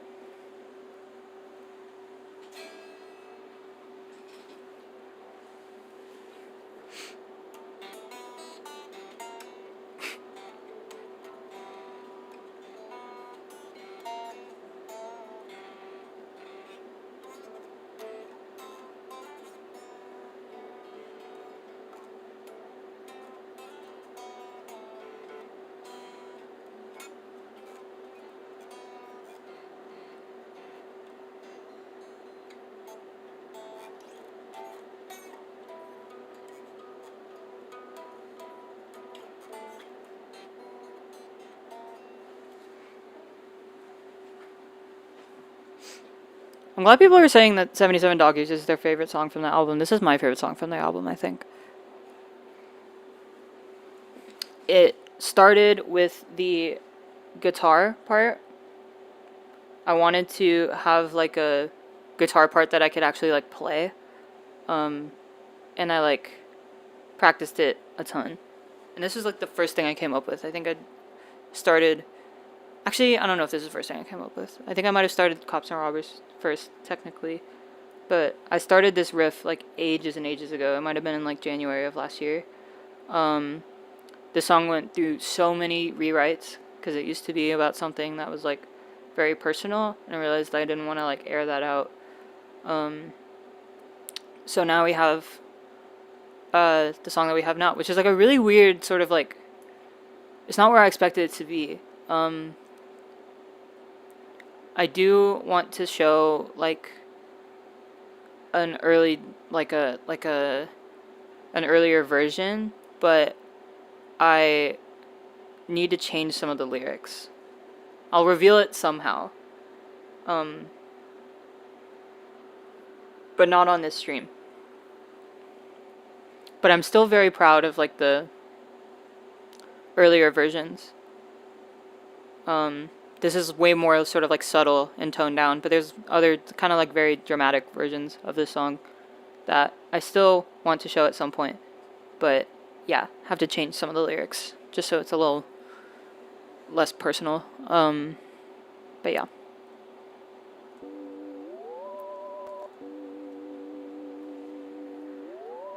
So this sound is from like a mellotron.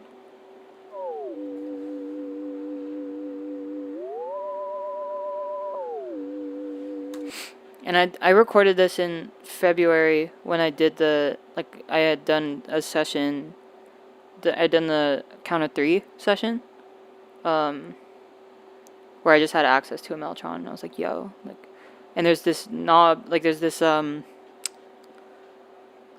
or lever or something on the mellotron where you can, like, pitch it up an octave and pitch back down.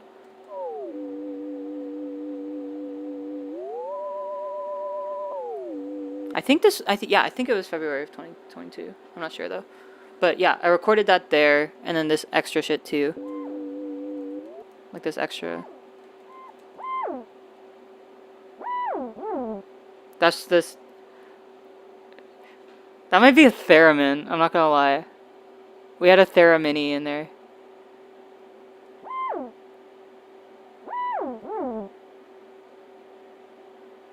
I think it is a theremin.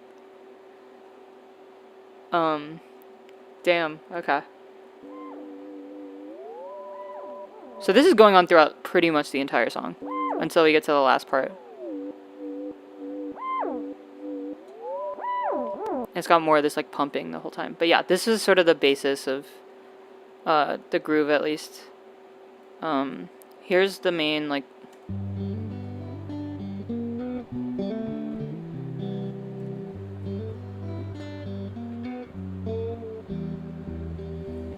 But notice how there's like not that many like Frankenstein parts in here. Like it's kind of bare. Like this was essentially what I set out with the song to do. Like I wanted to be able to play the riff comfortably. The only thing is that I can't sing on top of it yet. Like I can't do the same thing at the same time. I can't sing and play this guitar part at the same time because it's like a super dense guitar part. It wasn't meant to be like Midwest emo-y. Like that wasn't the main reference for it. I think it was more like, yo, in the Professor Sky review he said like Eric Clapton vibe. Like it's like in that like camp of like kind of like Van Morrison guitars, where I just kind of wanted it to yeah, I didn't intend for it to be like a Midwest emo thing, but some people have been calling it like a Midwest emo riff.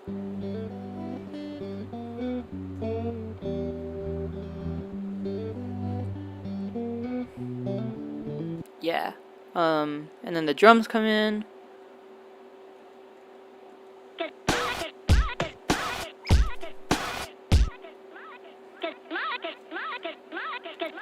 So when I recorded the good luck tag, I realized it accidentally had like a key to it.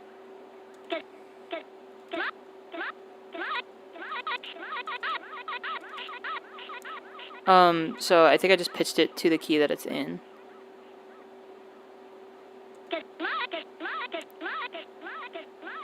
I don't know if it's B major. That's like I don't think that's right because this is like an E minor, like this. Good luck. Like, well, I guess that could just be, yeah. That's not major or minor. But yeah, pitch it up to E.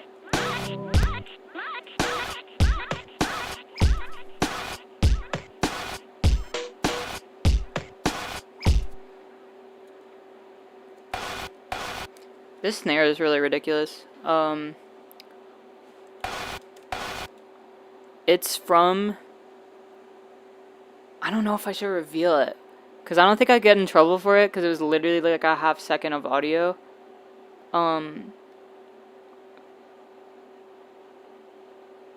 But...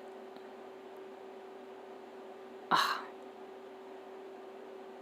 don't know. I don't know if I can reveal it. Because it's like... Because I sampled it from a song.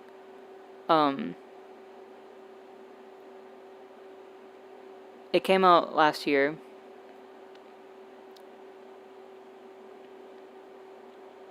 The title is 3 letters. But yeah, I've layered it with like a little rim shot I made. So together it sounds like that.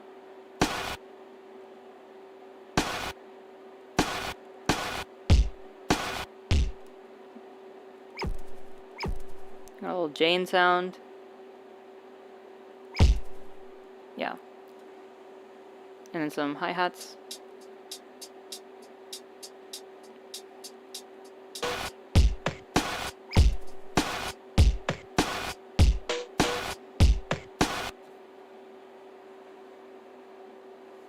Got some rim shots.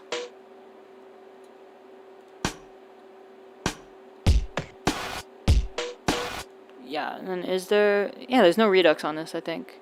I think there's only... Yeah, no redux. So this is like...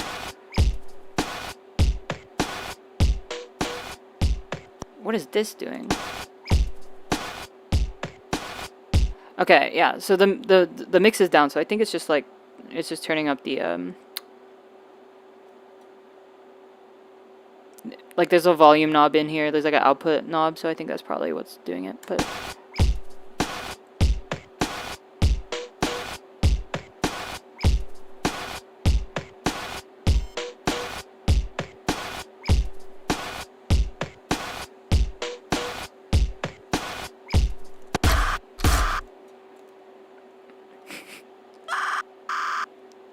Oh, you gotta love it.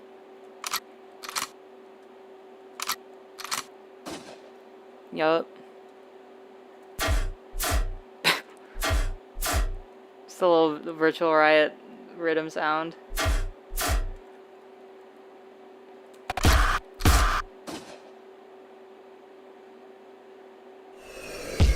We've got like a plane flying in.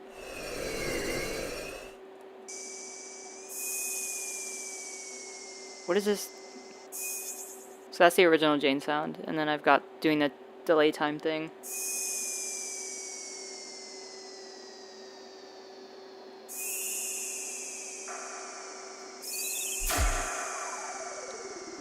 Obviously.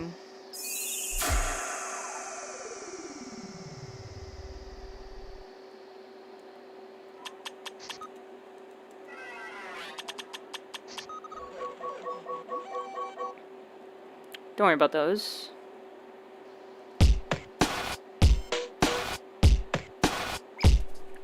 Yeah, same shit, and then sort of by the end, I think I introduced some more drums. Yeah, so this is the digitalis coming in. This is like a kind of like flanger thing. I think I've used the same instance of digitalis and like duplicated it, and then I've just made the master mix for each one of these go to the same knob, so I don't have to have 2 different automations going on. Not super necessary, I don't know why I did that. But this is how like the drums sort of come in during the bridge part. Get all like flanged out.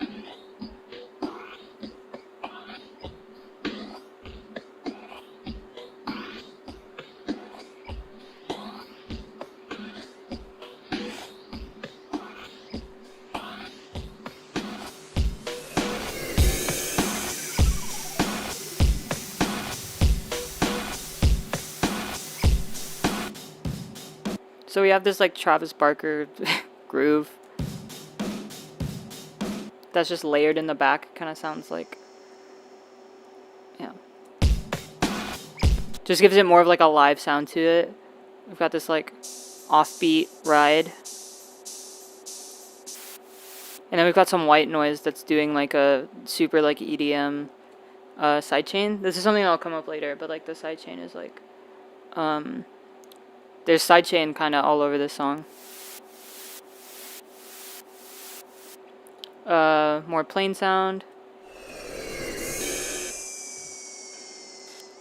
Ride. Right. I've got a little bit of a fill. It's delayed a little bit, so like it keeps the groove.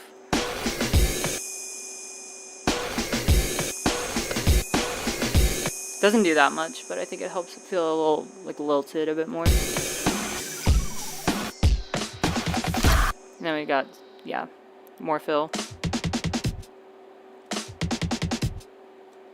These are virtual riot fills. Dun, dun.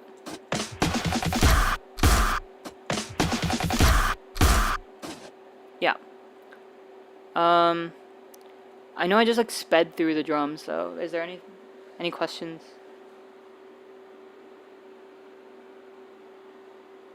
Do you normally draw on sidechain, set up a plugin? Yeah. Or can I just do the utility? What is the song? This is 77 Dog Years. I know that's not what you're talking about, but I don't know. I think someday someone will be listening to an album and they'll hear a second of audio and they'll be like, oh shit, that sounds kind of familiar.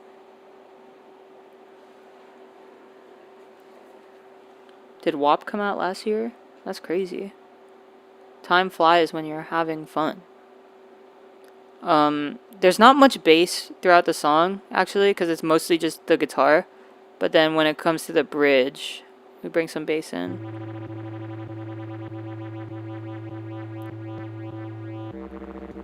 And here it's up an octave, because I really wanted to hit when everything comes in.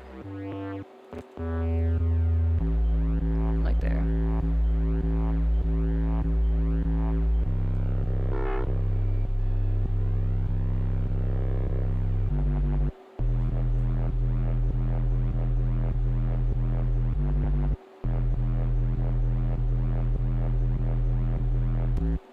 Yeah. So this is essentially me trying to make like a respace, but we've got just this one sine wave. Sorry, one sine wave, and then let me take all this off. What is doing that? Oh, I see. So it's the level of this first oscillator. I'm mapping it to this LFO as well as the low pass cutoff for the second oscillator, which is like a higher harmonic. Right. But I didn't end up including that much of that higher harmonic. But I wanted to emulate like the way when you do a respace, you end up the sort of like wobble of it will change depending on what the note is, because it's like, I think it's like sampler based sort of. So like if you do like a really high note, it's gonna go like, if you do a low note, it's gonna go. So that was kind of what I was trying to emulate by like taking the rate of the LFO and then just like messing with it in the automation.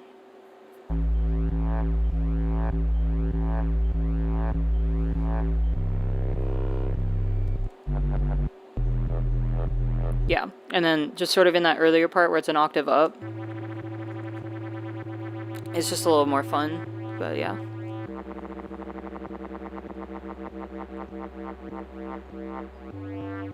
And I think I'm just distorting them together. Yeah.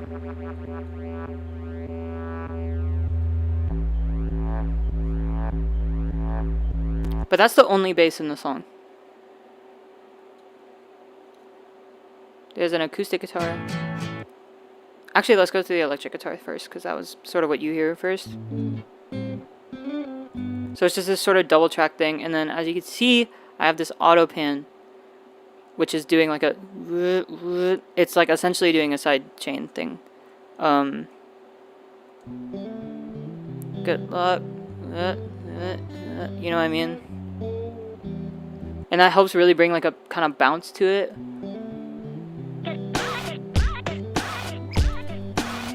If it was up all the way, it'd be like... a little too much. Songs. Up, chill. Songs.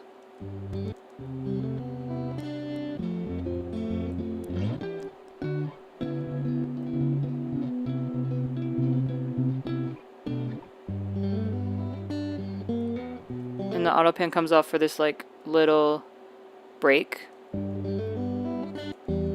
And this part I Frankenstein some shit in, but like...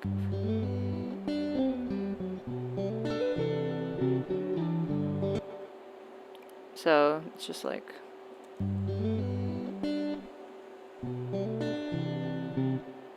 Right, and then I just took the... I just recorded those separately, these little fills. And then I added a layer on top of it.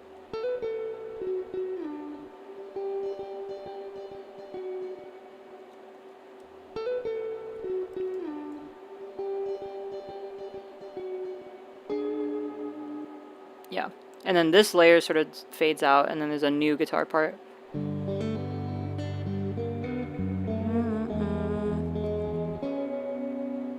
And then, yeah, so we have, this is the main sort of, it's like finger picked.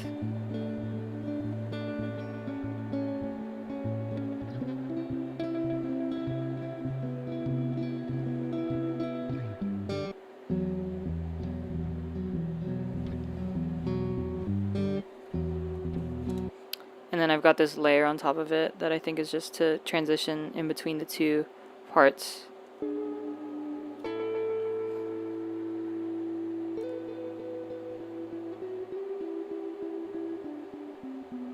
Yup. And together it sounds really pretty.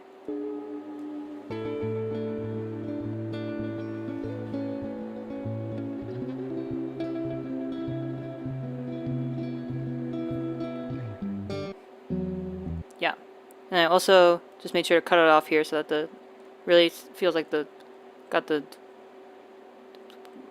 wind knocked out of you. Right, so there's nothing there. And then as this part is playing, you have this acoustic guitar slowly coming in.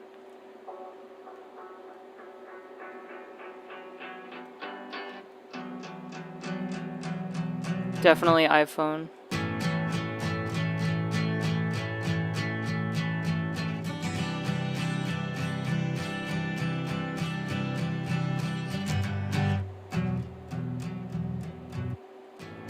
Yeah, that's that glorious high-end iPhone mic high-end. And then I have the auto pan kick in right when those drums come in.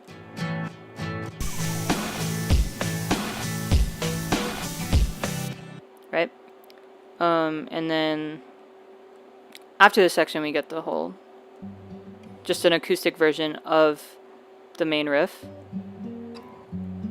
for the last verse.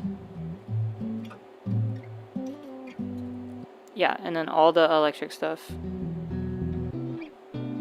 And just ends. So that's the end of the electric. The acoustic guitar continues till end. And then I guess in this explosion part, we have some more synths going on. Like right where everything kind of comes in. So like this part. Right?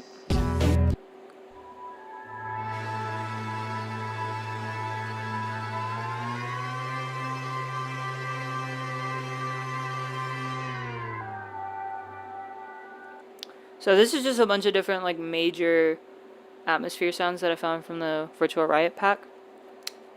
And this this chord progression is A major, C major, and then I guess E minor. But the way I did it was essentially just doing like A major, C major, G major.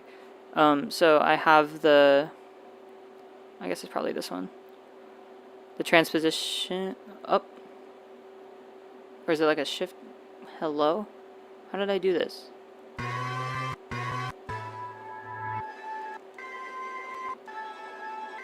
Okay, so this one hard changes, but some of them like glide up. Is it this one?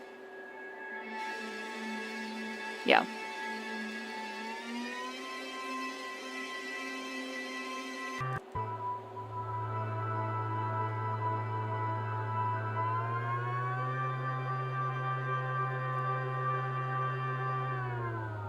And then the good old Travis Barker wind sound.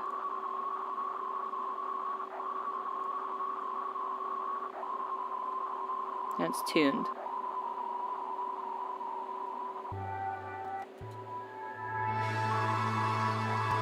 And I've also got these super nice like serum plucks. They're just from like a random lead preset.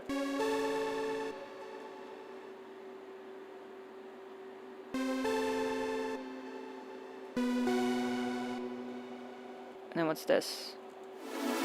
Yeah, this is just a super saw with like, this is like the LFO, and it's just on every fourth. So altogether, it's like, and then with the other same mellotron sounds from earlier.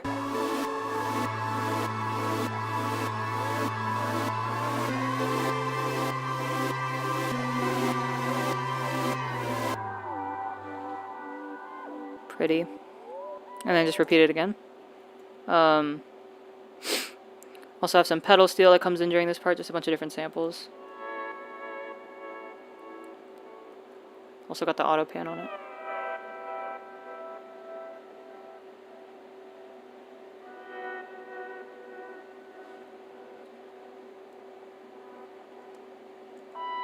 Yeah.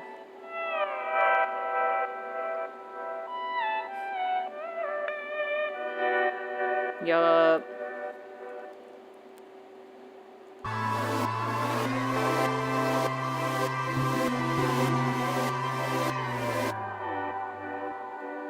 Yeah.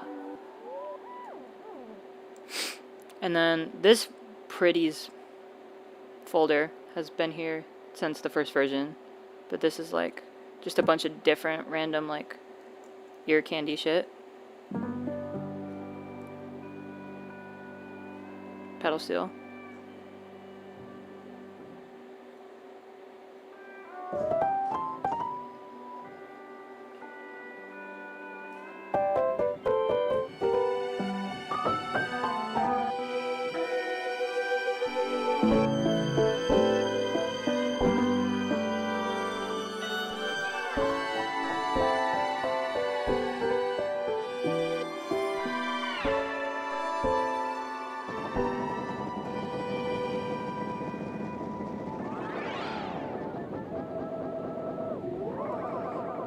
So yeah, pedal steel that I just sampled. This is just a bunch of string samples, pretty much. And there's this sound. Did I use the pitch envelope for this? Yeah. So it's like we start. So we're starting at G major, which is like 10 semitones up from A. So I'm essentially going like G, A. That's an octave up. That's an octave up again. And just like, yeah, more violin samples.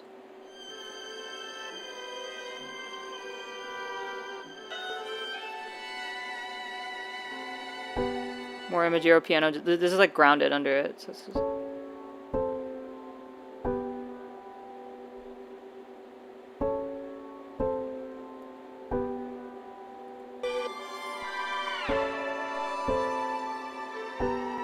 and then this is like, yeah.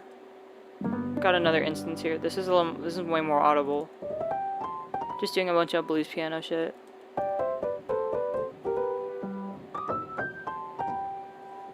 And then at the end,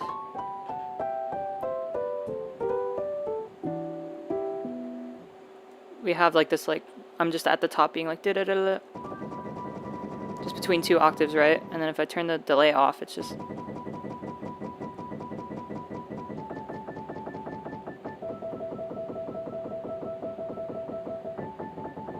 And this is, yeah, this is a Imagiro piano, of course, gotta love it. But yeah, then we have this delay that's doing the whimsical thing I was talking about with the time, where I'm just really just like doing like silly shit with it. So like.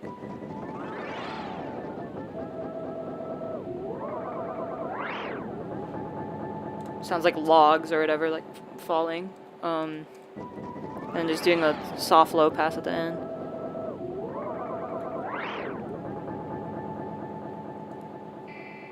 Also, this is like some weird tempo shit, but it stays at 99 for most of it. And then for the last chorus, I have it go slowly down to like 93. And then this whole verse is just slowly going down to 90. And then by the end, we're going down from there. So we eventually end up at 78. It's like very strange, but I wanted it to feel, there's like, you know, a line in the song about like, what is it? You made all the pauses extra long, gave the drama some time, I guess. Like the song, like the idea of the song, like slowing for dramatic effect was something that I wanted to put in the song. And in the older versions, I do way more of that. But for this, I just wanted to have it be more subtle. Have you noticed your hands have grown? Yeah, so that's the instrumental of the song. Let's talk about the vocals. And every time you played one of your songs, So same like double track thing, just the same melody, singing it 2 times, panning it. long, give the drama some time, like 9 a.m. Waiting for the door so Yeah, so is there an auto pan on it? No, okay. 9 a.m. Waiting for the door to open up to do. So I do some like interesting automation shit with the what to do's pretty much only, where I'm like taking a reverb, I'm fading it in for just the do, and then cutting it off. And I guess a delay too to make it super metallic. Right? So this is like what the automation looks like.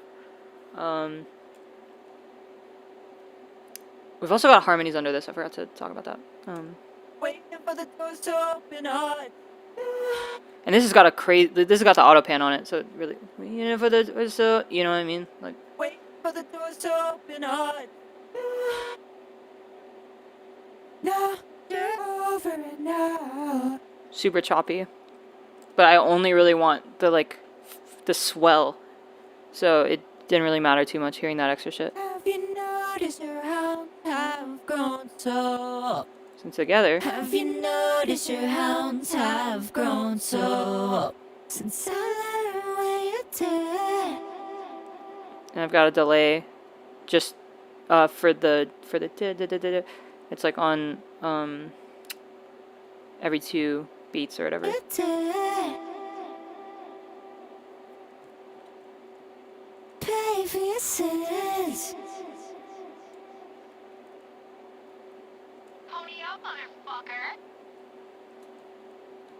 What? Does anyone really need all this? Pony up, motherfucker. That's plain. Ah! Don't delete everything. No, please, no. No, please, no, please.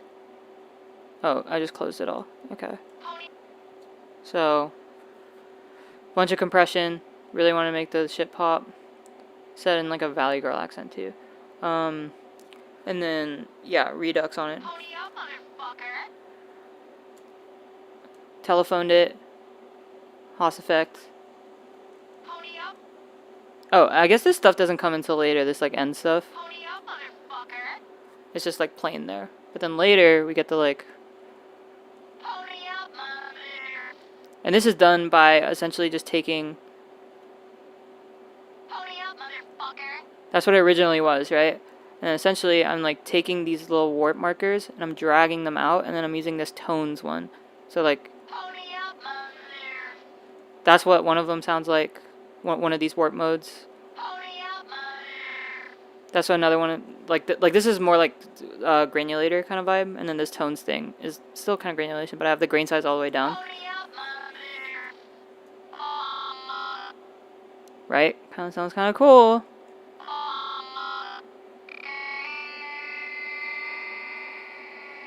And then I have a delay come in. A grain delay too. And then I'm using manipulator to have the pitch go down over time. But yeah, this same kind of processing is just used for the whole, all the verses. I didn't know I was out of the loop. My mother seemed like she'd already had it with you. This is like a strange flow. This is like a Musa or like a break-ins flow or something. Stranger, but I went up to bat for you. Oh my god, I hadn't even knew. And then I saw a heartbreak, I cracked it in two. It was always a reaction to you. Oh, what to do? Now that you're over and out. What does the song mean? Like story-wise, this is like, so the words that I put for like the description for SoundCloud for this is like, I kind of just used the wrong tense. Like this is not Mara talking. This is Sunny talking, like directly to her dad essentially. And Mara's kind of just there, like listening. But this is like after, yeah, after Sunny's dad skips town, and she learns that he's been doing this for 11 years or whatever, and then kind of just left with no warning. Forgot his family, forgot his dogs. Like that's what this is. It's just like talking to that. But yeah. Over and out. Have you noticed your hounds have grown so? The purpose of the dogs is to use like, sometimes it's hard to, like, sometimes it'll be like, oh, like that was 5 years ago, I thought it was just yesterday, or sometimes it'll be like, 5 years ago, that was ages ago. And I think if you think of, I use the dogs as like, oh, this is like a, like something that you can like judge time by or something, like how old the dogs have got. Your hounds have grown so. Since I let away a day. Yeah, same processing for that, and the end. When you So same exact shit. couldn't scare a fly off a wall. What to do? But then for the bridge, we like switch it up a bit. Done with that song of. So first of all, we have this like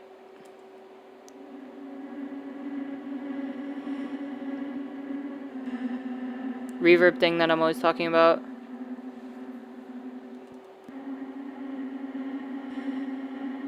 Right? And when you're done with that song of yours, I'd like to sing you mine. So this is the main. Be with the God of. It's just triple tracked, and then I have a bunch of harmonies going on at the same time. So like. And when you're done with that song of yours, I'd like to sing. Like. And when you're done with that song of yours, I'd like to sing. And when you're done with that song of yours, I'd like to sing. So then together. Done with that song of yours, I'd like to sing you mine.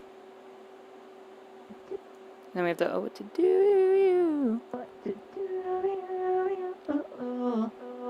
And it was imperative that this had the like side chain on it, because this is like, this one really needs the side chain. Oh, sorry.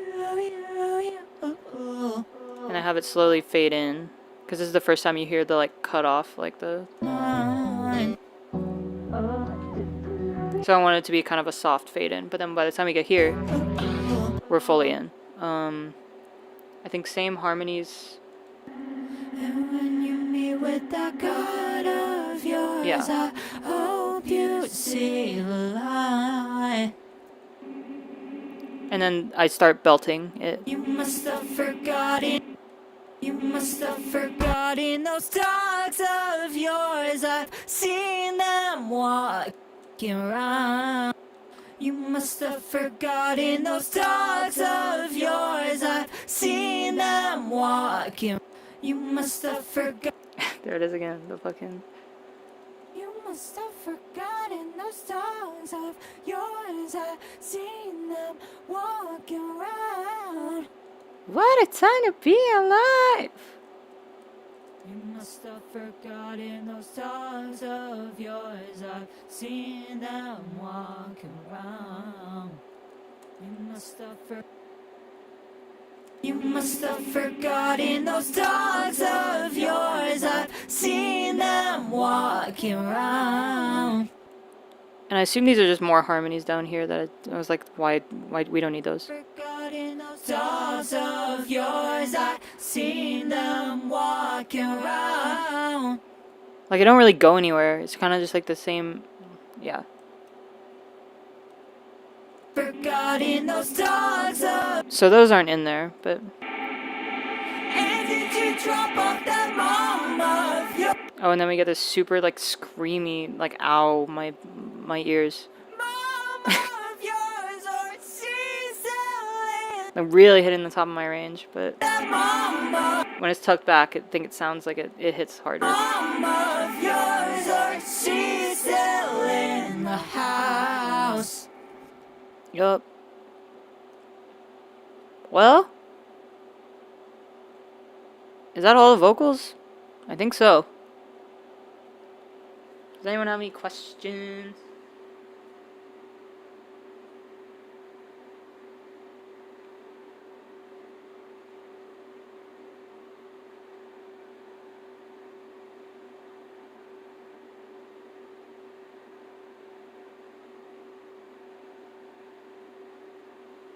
Since Joshua, is there anything with Joshua and Johnny both being J names? Yeah, all the guys have J names.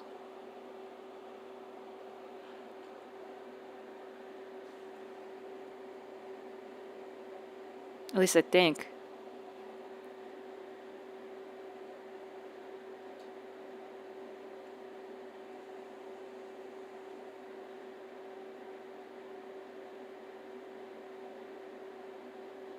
Talking about the fly out the wall part? She couldn't scare a fly off a wall. What to do? Couldn't scare a fly off a wall. What to do? Couldn't scare a fly off a wall. What to do? Dynamic range. Couldn't scare a fly off a wall. What to do? Yup.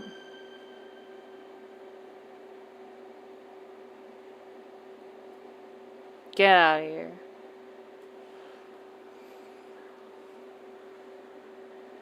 Don't worry about the song. Don't worry.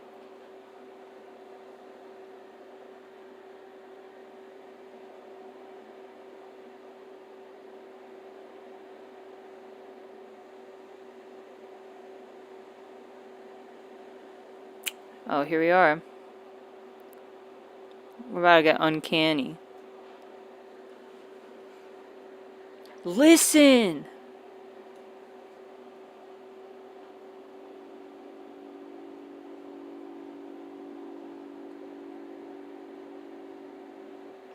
So, as some of y'all can hear, in this whole song, we've got this like noise. This like weird like drone that's just in the back. And sometimes it feels like it's popping up, but it's kind of in the whole song.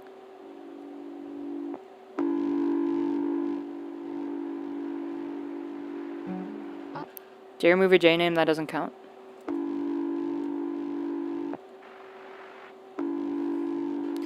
So what this is essentially like, I think it's two sine waves. I definitely did this in Serum, where it's essentially starting out super detuned, right? Like it's all the way detuned, because this is like the point where we start at the top and it's like super uncertain and scary, and then by the end it starts to form one note because we're getting some resolution, right? And then sometimes I put some noise on top of it with this vocoder for most of it, but then it'll show back up.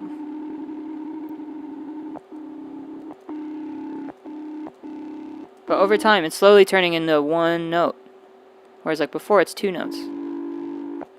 So yeah.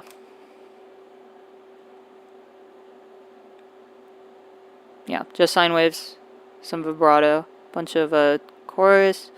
The vocoder's doing the... Well, this vocoder's just doing like just being a vocoder with some OTT on it. And then this is doing the noise for when I don't want there to be too much tonal shit going on. This tape stop at the end is like... You can't really hear that, but that's how the song ends. Yeah.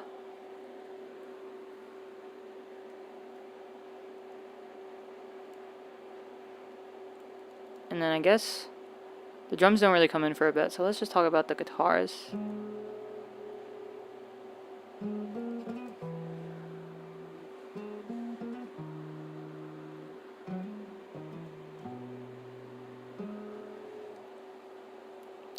These are iPhone guitars.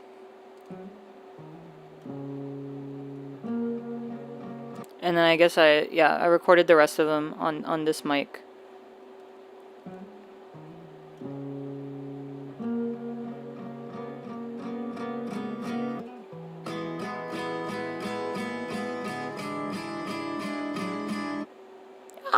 I can't.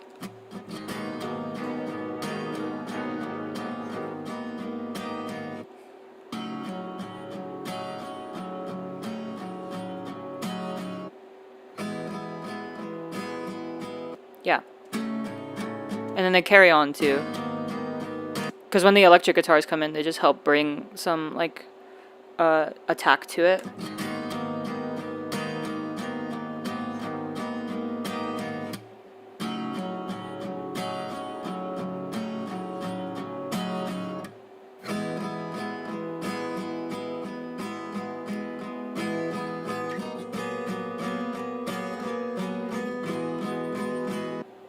And the original riff comes back in, but it's layered with me playing the same riff again, just on the SM7B.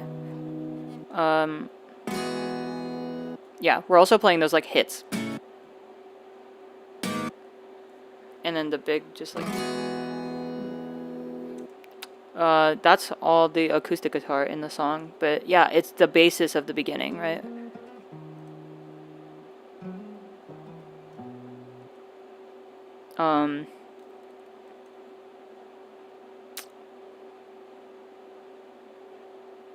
Yeah, and I guess we'll talk about what else is going on here.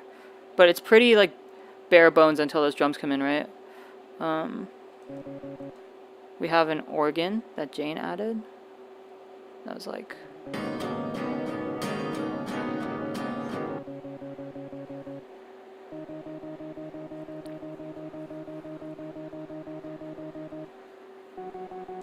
banger.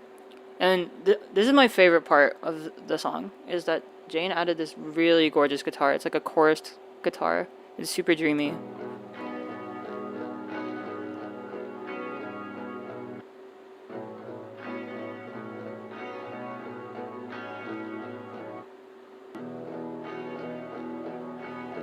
Ugh, like, it's so pretty.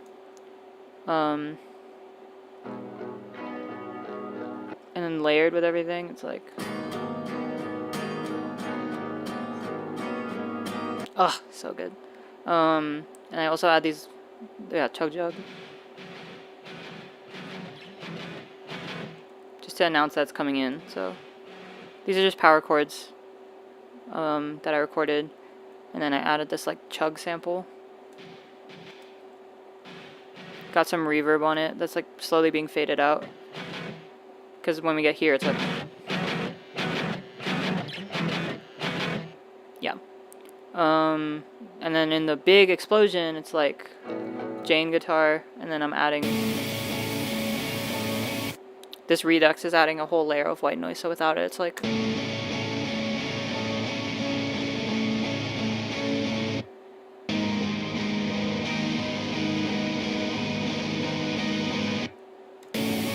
And with it, it's just more noise. What's this high layer?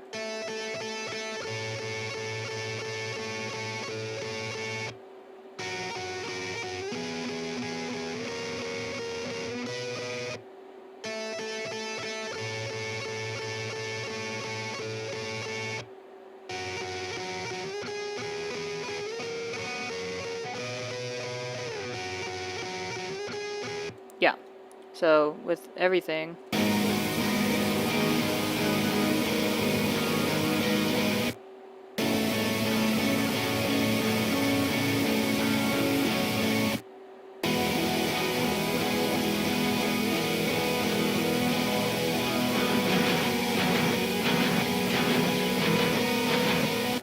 yeah. And then we still got that organ going that Jane added. Like, that's pretty much in the back, like for, yeah, the choruses. This is also where we bring in the bass. You'll notice it's not pitched down an octave, but it's it's still my guitar. It's just like me using the whammy pedal, and I have my foot all the way down, and it's going an octave down. But it's a real vibe. That's why it says real vibe.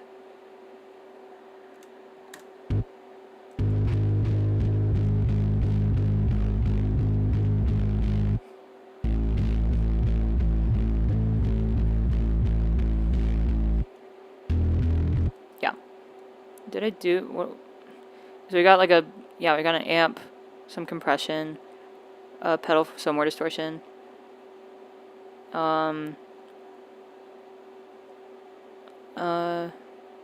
And I guess we just use this reverb at the end to like fade it out, but I'll go into that later because we should talk about the drums.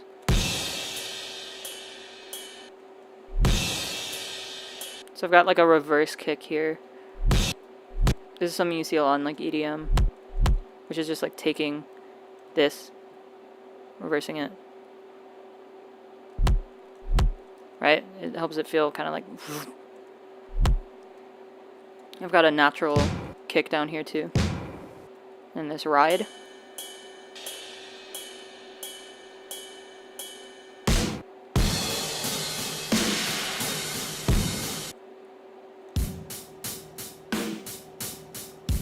So I've got a chopped Travis Barker loop, obviously. I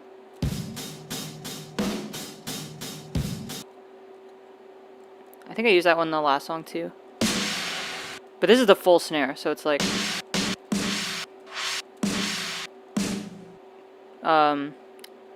Travis Barker, a crash, a sort of natural snare, and then I'm using like a dubstep snare also. Virtual Riot. And the edge, like I'm OTTing this like natural snare, so it gets real like crispy and ugly.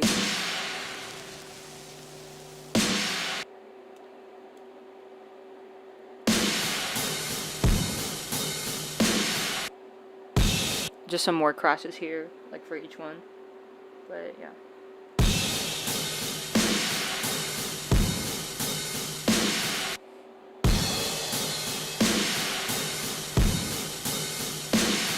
Yeah, this is the same thing that happens in the second chorus too. It's just we get the just the ride soloed.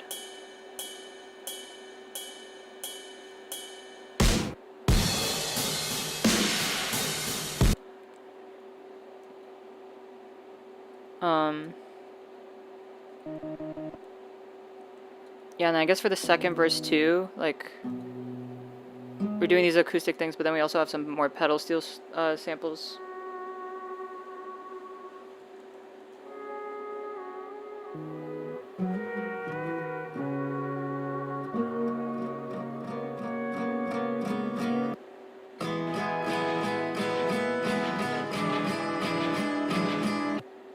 Yeah, then nothing, and then it's the same chorus. For the guitars at least. And then we get these huge hits. So, yeah, like I said, layered with the acoustic.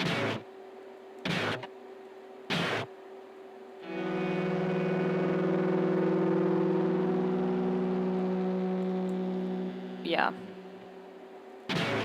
Pretty nasty. Cool. What else is going on in this part? Aside from the vocals. We'll get to the vocals after all of this. But,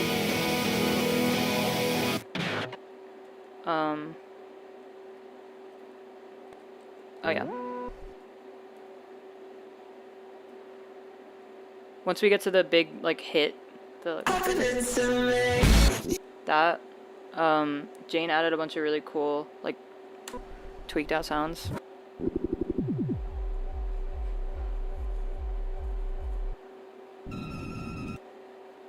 Oops, ignore that.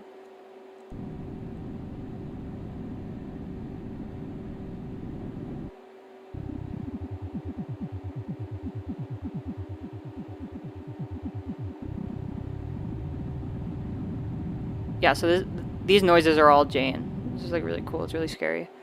I added this, like, in retrospect, I should have processed this a little more. But yeah, it's the two notes next to each other, very like horror.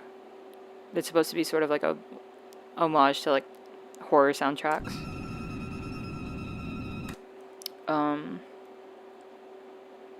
Yeah. I think also in the drums during this part, yeah, we've got a nice little umru.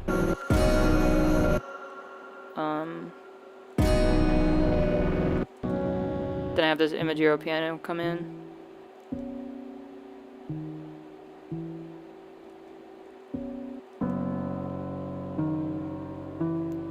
And introduce the bass notes. And it slowly builds. We go up an octave again.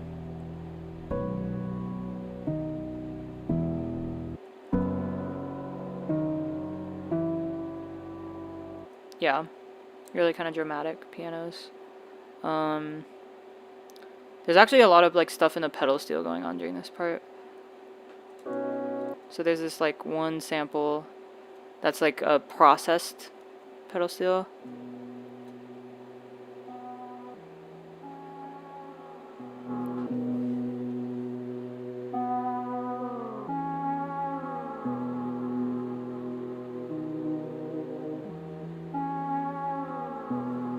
Really pretty. So I just chopped it up, and then added more sort of pedal steel on top of it, just in certain places. Right.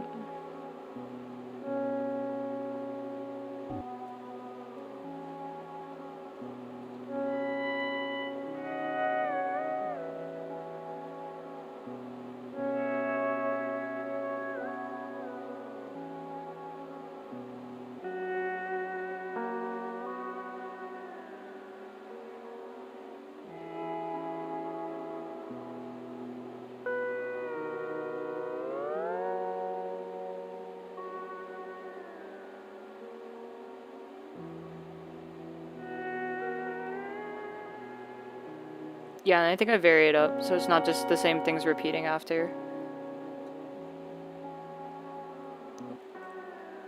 Except for that. Yeah, that's the... I think I did that manually. Or I didn't, and it's just normal. Never mind. Sorry for taking credit for that.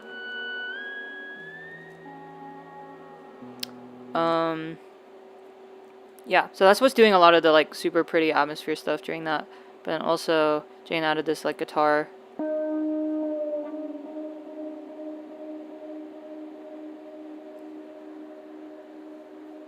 Very gorgeous. And it starts to come in halfway through the bridge when the vocals come in. Actually, no, wait, sorry, this is right before. I didn't know where to put this. I think this is a vocal. Actually, no, it's a guitar. I don't know.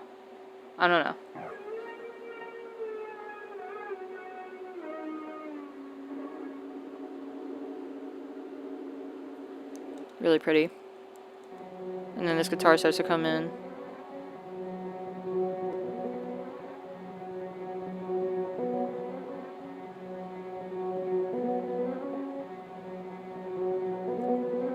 Ah, so gorgeous. And then, yeah, then I introduced the in-laws, like, opening.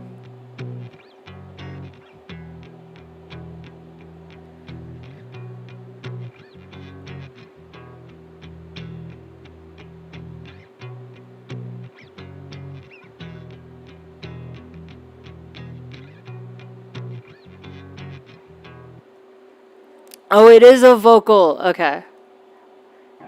See, that's why it's in the color, because I put it in the vocal section. But it sounds like a guitar. Everyone say hi, Jan.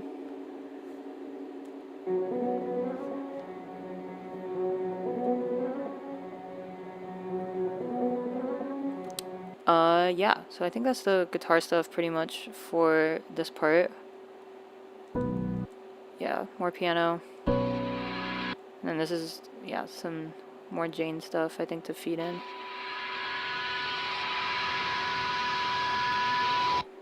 So sick. Did I miss anything else in this section? I don't think so. Ton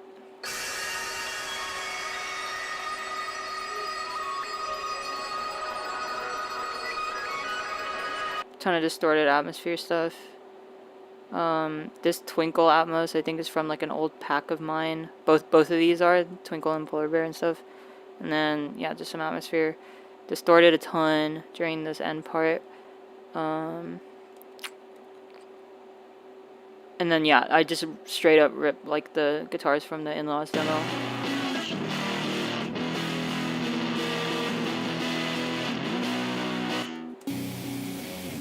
And I used the, like I just record them again with the same preset as the earlier one.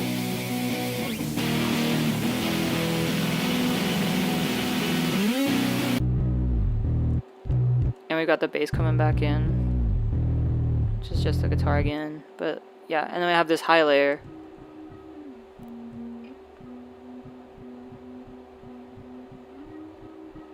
Doing a third, I think. Or not really. It's kind of its own melody line. But yeah, I pitched it up. Same sort of process. And you hear this more at the end. Like, it's a little more audible. Right? I also forgot there's like an upright bass during Jane's verse.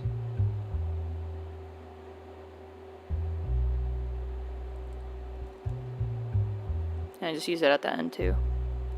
Just for one note. Yeah, I guess since now we're at this part. Look, Umru Riser.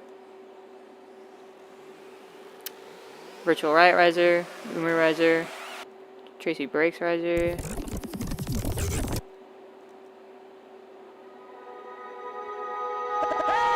It's just someone yelling help.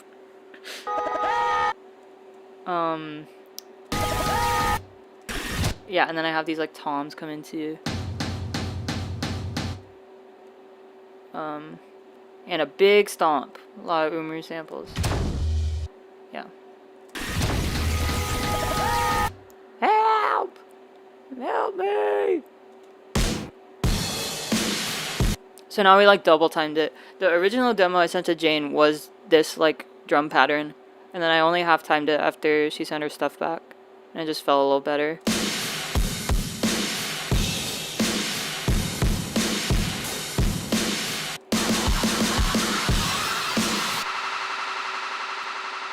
We're doing the same thing again.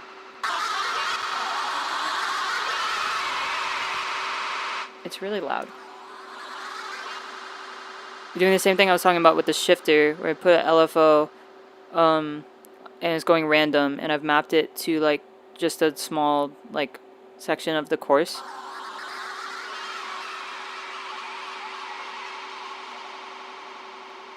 So now it sounds like fucked. And then we got, obviously,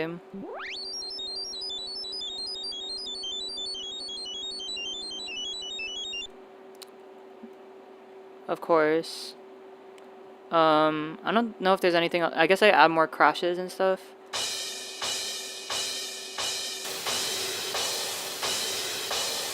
Really nasty, but that's the, yeah, that's the redux. And then I just take it off for that last crash. I also have a cymbal roll going in.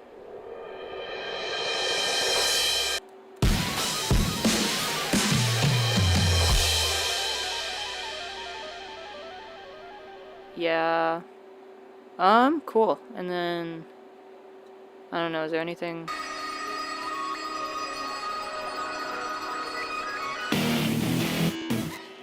I low-key think that's all of the instrumental before we get into the vocals. I guess there's like another string part, which like lines up with the sort of pedal stealing. Yup. I don't know, did I miss anything? Did I miss anything like in the instrumental before I get to the vocals? I think I covered everything.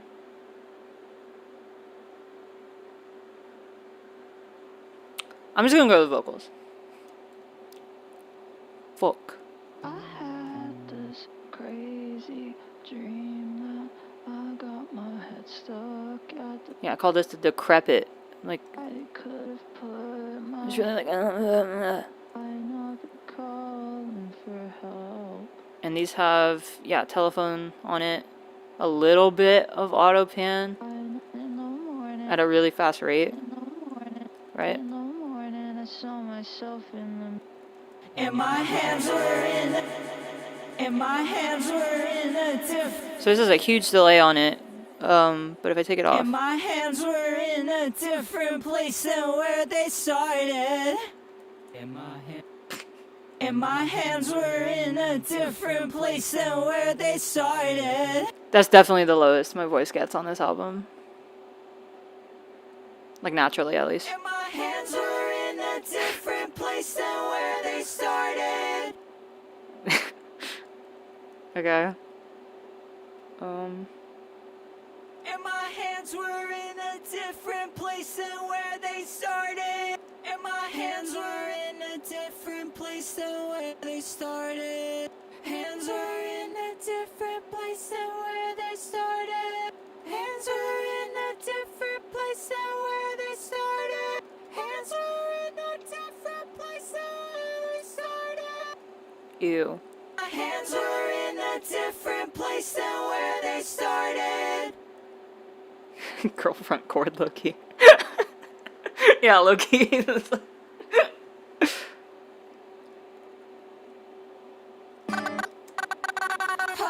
Oh yeah, I forgot to turn the. So yeah, that's all delayed a shit ton, and then the distortion kind of comes up at the end on the delay, right? Just to like build up into it.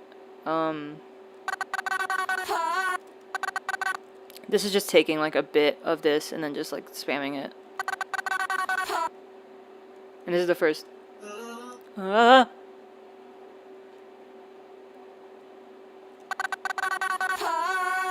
can't touch my So super dry, double tracked. toes.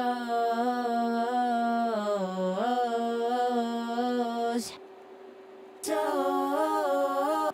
So yeah, two harmonies. Toes.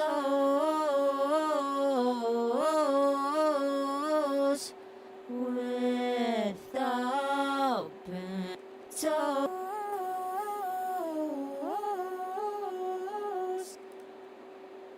Without bending.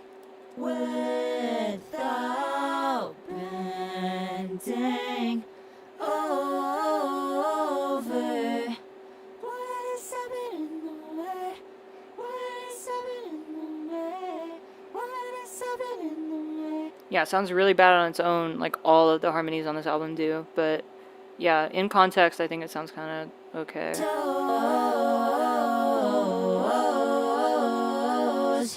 without bending over. What is happening? How do I feel about featuring the word toe so prominently in a song? Yeah, low-key, like... I will say this, it's not as bad as Feet. Like, there's this one Travis Scott song with The Weeknd on it, where The Weeknd's, like, singing the word feet, and it's just, like... It's, like, too much. But the fact that, like, the word toes goes on for, like, a long time, like, it's not like you don't... Could be something else. I didn't finish the word yet, you know what I mean?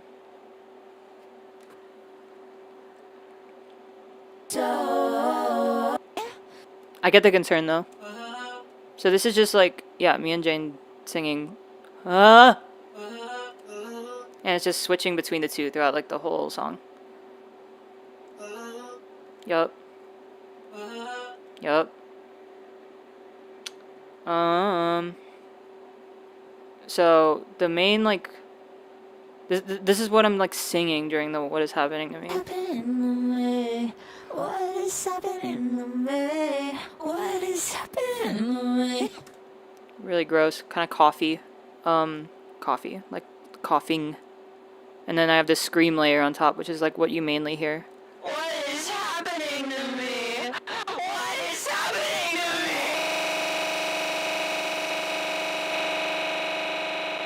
me? Yeah, so the bulk of that is like, if you distort anything, like it's really gonna like, I don't know, and you sort of vaguely scream, like it'll sound like a scream kind of. What is happening to me? But yeah. So all together now. What is happening to me? What is happening to me?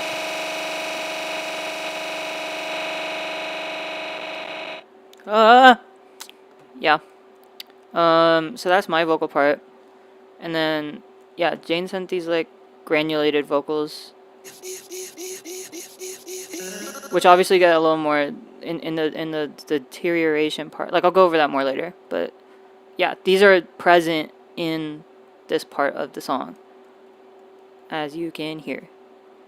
But yeah, let's go to Jane's vocals. I won't spend too long on it, because I'm not sure how comfortable she is about me like taking them apart or whatever. But And I had this crazy feeling that nothing was out. so she has like a mono version and a stereo version, and they're both playing at the same time. But like she double tracked these as well.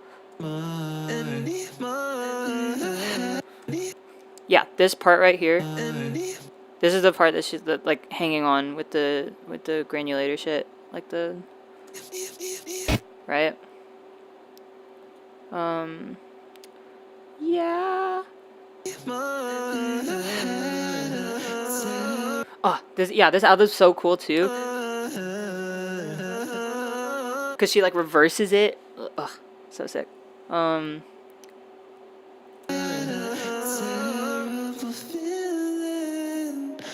could touch you from over here. Oh, she's cool with it. Okay, fuck yeah.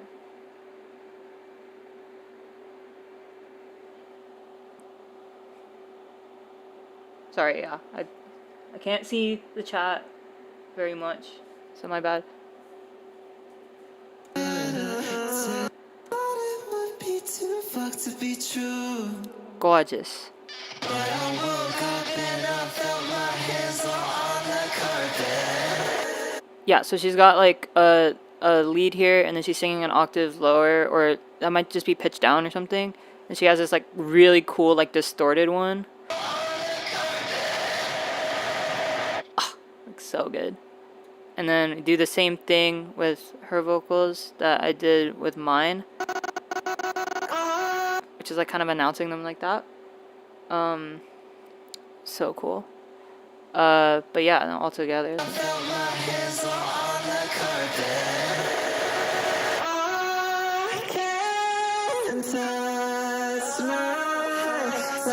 So this like oh ho or whatever, I don't think that was originally in this part. I think I moved it. But this is my favorite part of like the Jane guitar part is my other favorite part. But this is actually my favorite part. Like this ad-lib right here, like the difference between like it still kind of hits.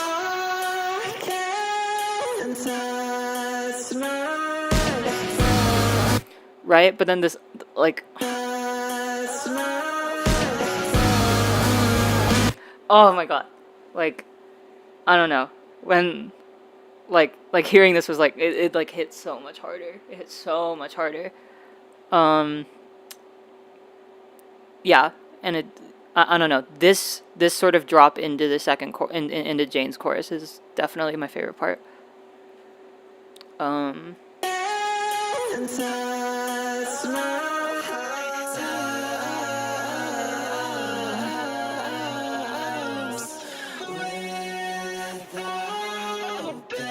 So this is really cool because he's doing like a like a super like phased out version, and it's super auto tuned, and it's underneath like the main.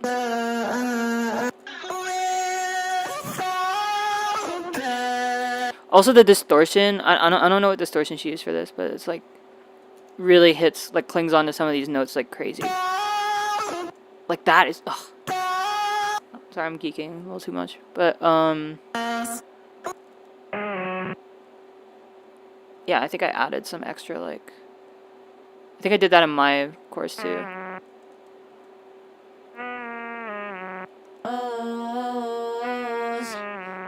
Right, and then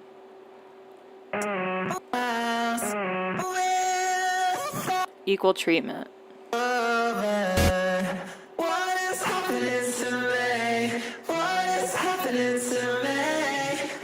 Yeah, what's it? What is it?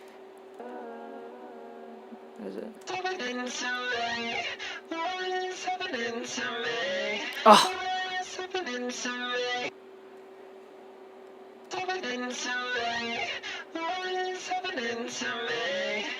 It's, yeah, it sounds like it's like, I don't know, Jane, are you still like did you do like, did you like play this with MIDI or something? Because towards the end it like is, yeah, it sounds like it's like a chord like. Oh. Yeah.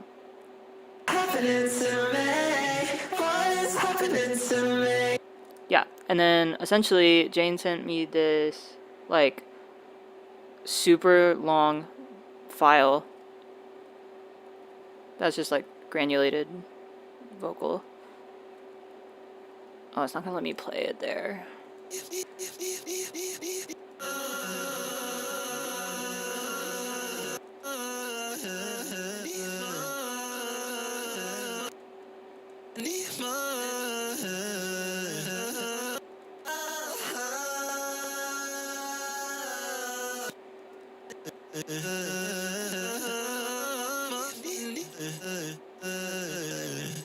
Really sick. Yeah, so I just like chopped part of it up.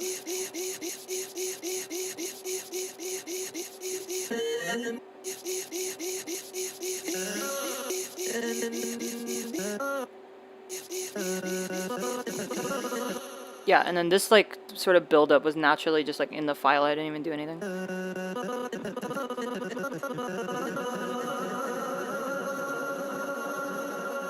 So I just decided to like put reverb on it and then like have it hold out for this whole part, so it just becomes kind of ambience in the back.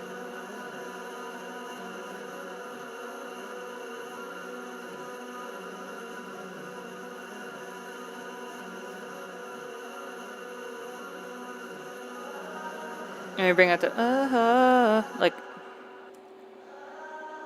but with the reverb all the way up. Decay time's like not crazy, so you could still kind of make out that that's what the original sound was.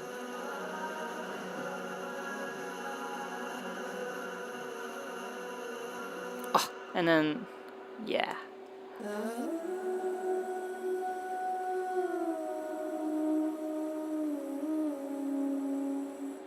Beautiful. Yeah. Because I left this part blank because I wasn't sure if we were gonna do like, I sent it back to Jane and I was like, if you like, feel free to add like another verse, or if you want to just like do whatever on top of it, like do whatever you want. And I'm glad it was this because I feel like it's a nice breathing space in the song.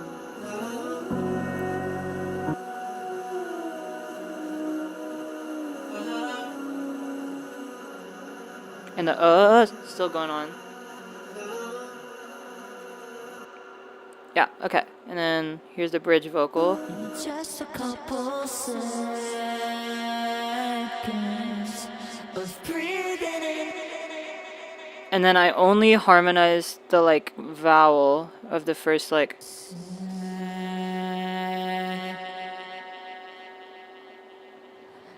Right?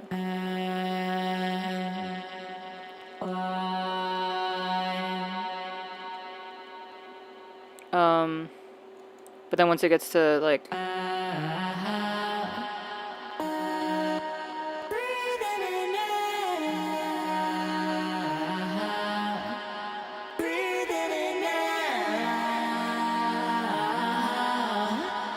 legs up and flown toward the ground.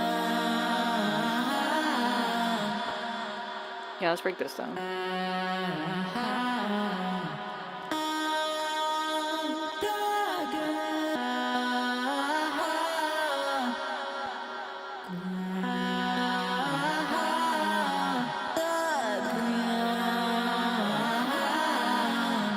Yeah.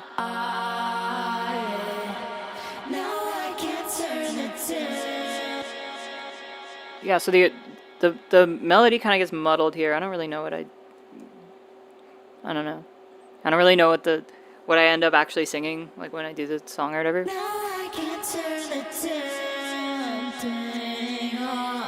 But that was the original melody, and then I add all these harmonies to it.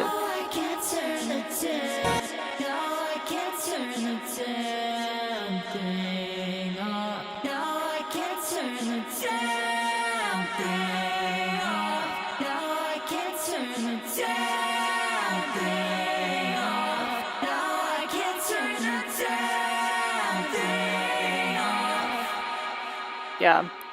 And I think Jane had something on top of it too.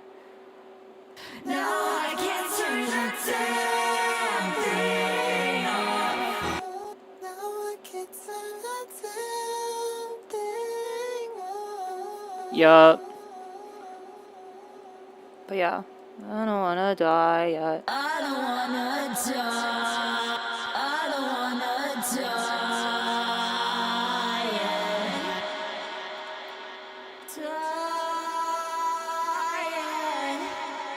Die yet. I haven't finished what I'm working on. Finish what I'm working on. Finish what I'm working on. I'm working on. Yeah, the like raspy thing. I was trying to do like I was trying to be Gene Dawson. I haven't finished what I'm working on. Yeah, so that's my part, and then Jane added some extra stuff as well, as you heard a little bit earlier.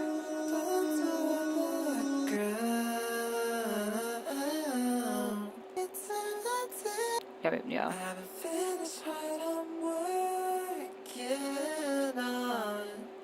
And then there's this like vocal. I think this is like a low one too. Yeah, I think it's like pitched down. And there's this really cool. I assume this is like granulated, but it's like.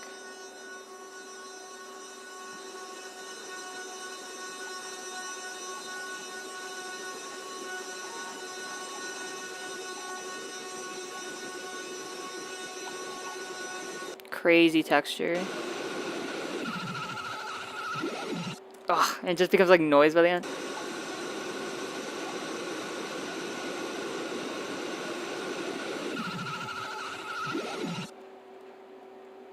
Good luck.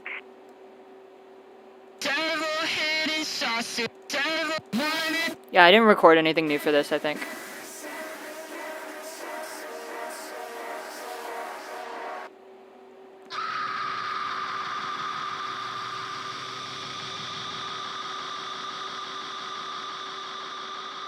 Yup. Shout out Jane Scream. Shout out Jane Scream. Cool. I'm gonna keep an eye on the chat for a second. Is there anything I missed? I don't know if Jane's still here, but is there anything you want me to go over that I didn't yet?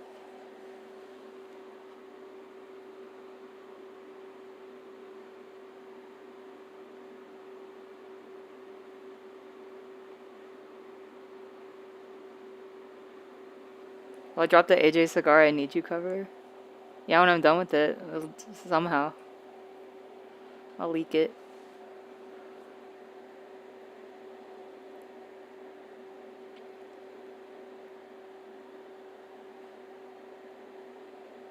Why'd I put in-laws? It's like it was the same, like the sentiment, like the lyrics of the verse fit the realization that Mara's having at the end. And it was the same key and tempo, so I just felt like it was going to be like a big moment if I did it. Or it'd be a missed opportunity if I didn't.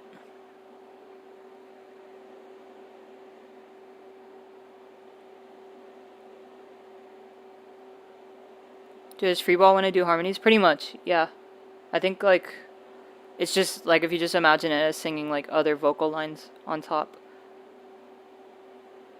Why did I not release In-Laws? It's called Kinko's. It's called Kinko's Filter 2006.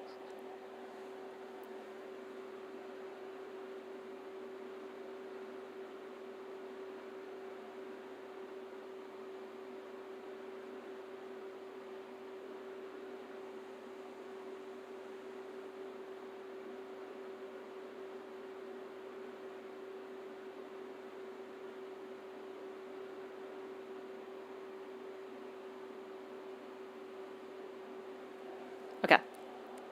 I'm gonna go to the next song. Next and last.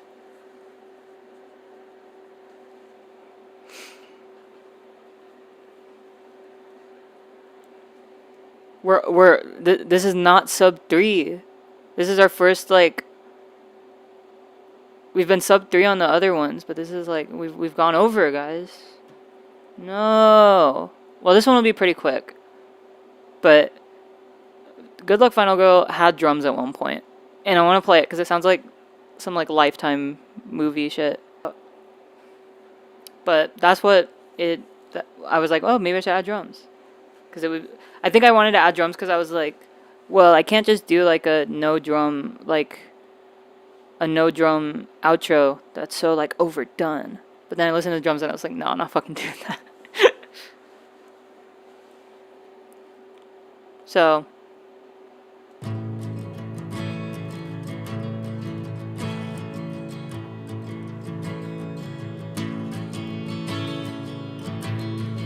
Oh yeah, by the way, if you see any weird time signature shit, okay, this song does have weird time signature shit, but most of them, like I have some time signature shit going on that's like when the song's just in like 4/4 or something. That's just because like I need the song to start at the first bar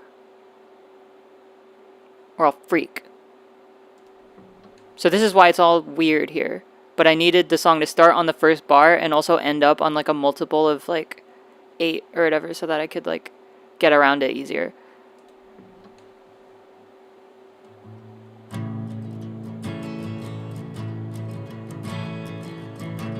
But yeah, this is in 6/8, and then there's like one bar of like 3/8 or something. I don't know.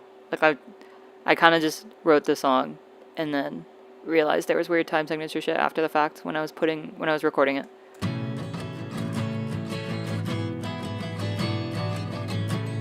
But yeah, super basic, just kind of strummed chords, and then I add this like extra layer on the bottom, doing power chords, I think.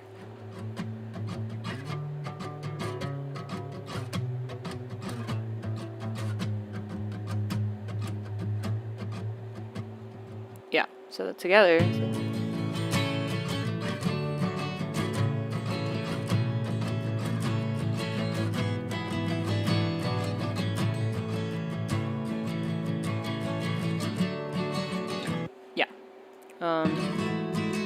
And I do it again here too, so like the original one just sounds like.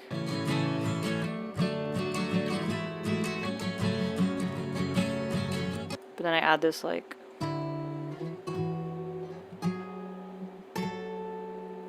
Right?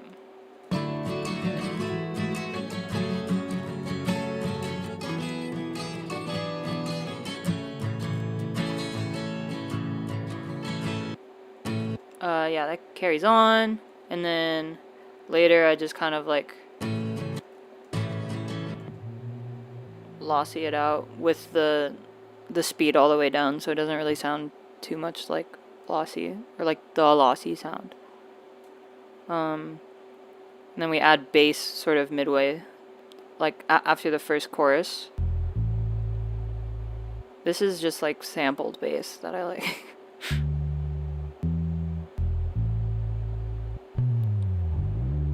So this isn't even like me playing anything. This is just me chopping it up.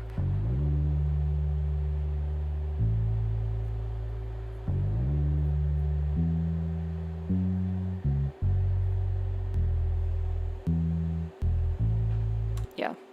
I think there used to be like a D-click on here, but I took it off so there wasn't any latency for the sake of the stream. We also have a little dreamy electric guitar coming in.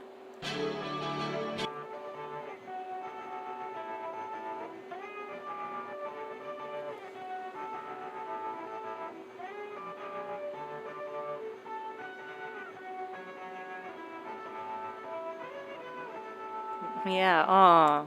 Aw. Yeah, and then this is the super, like, chorused out.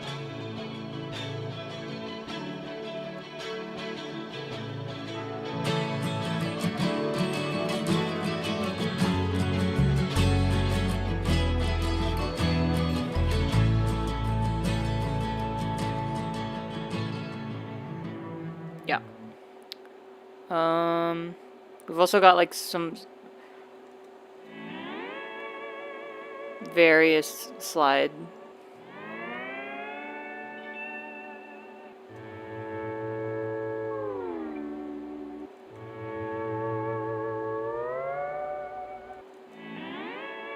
Yeah, those are in there too, and so all together. Right. We also got some strings in this part.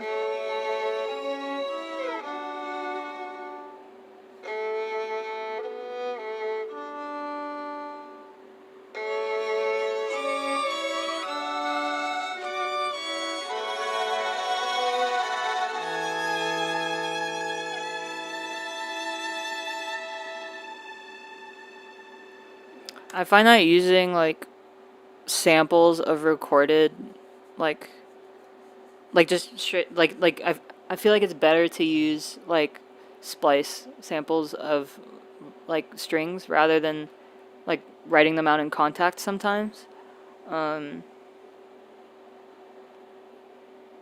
Just because it's like a real violin sound, like you get the articulation of it, and even if it's like these loops have already been like written and stuff.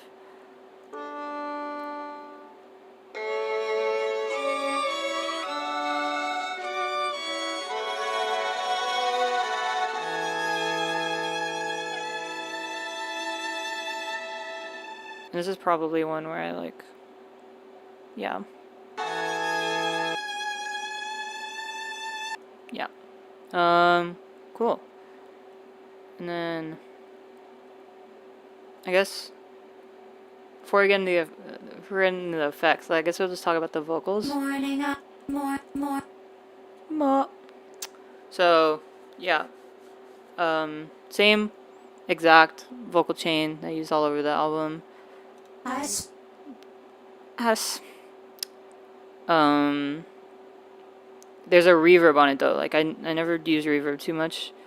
But here I wanted to have a little bit of space. So it's like it's a reverb that's all the way down, but it feels like it gives it some space. Morning I dreamt about missing the train. Versus. Morning I dreamt about missing the train. But I use that too, like later on in the for the last verse because I really want it to be like super dry. I like just turn the reverb off. Owning my suicide. Right. The super like, actually no. Let's go to the effects. So at one point I had this like sample from Fantastic Mr. Fox, but I wasn't gonna get that cleared, so I was like, okay, fuck it. But some of y'all may know this.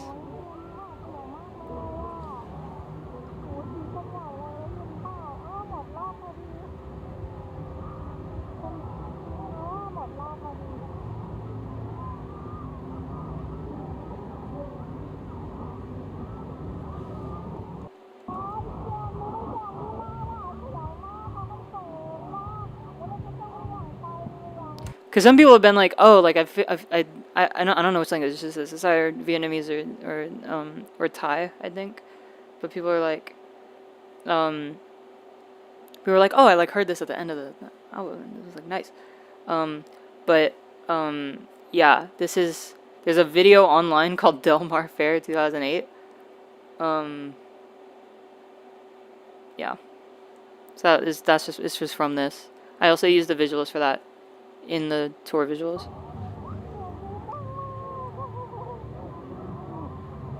Is Tagalog really? Oh damn.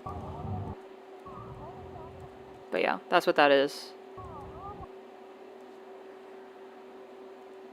I've also got the panic loop, but it's like super.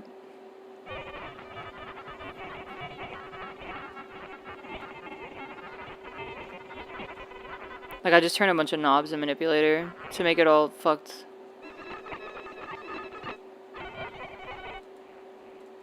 Right.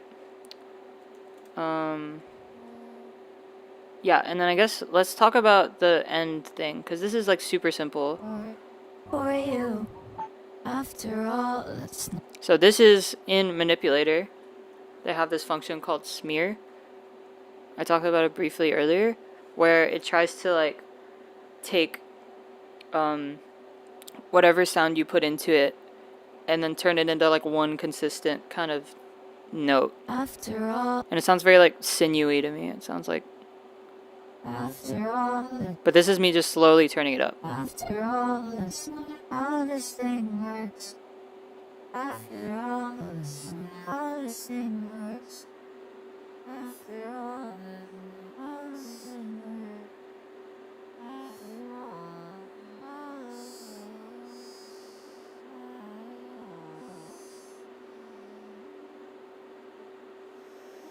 But yeah, that's literally how it's done. And I just put it on the group because I thought it would get, because it tries to convert whatever you're doing into like a like mono signal or something. Or it's trying to, it wants a monophonic signal.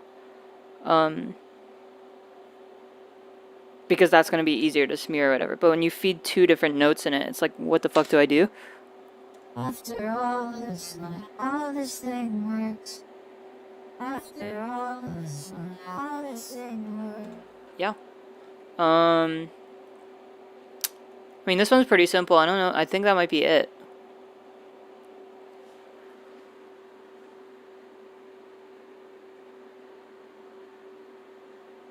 I think we're done.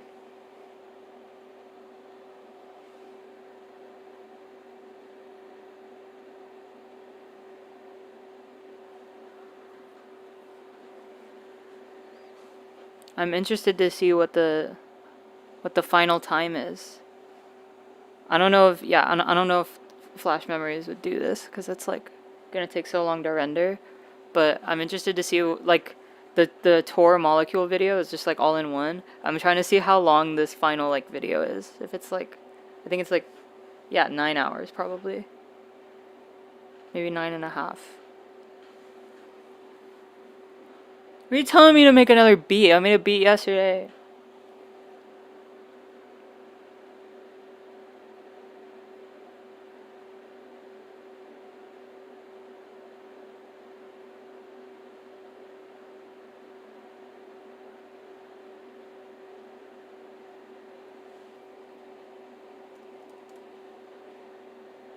Well, I'm just gonna run one round of parkour egg, and then we'll call it a day. But feel free to leave, unless you want to watch Minecraft parkour. And you want me to do this on like a trackpad with my sprint on the C key.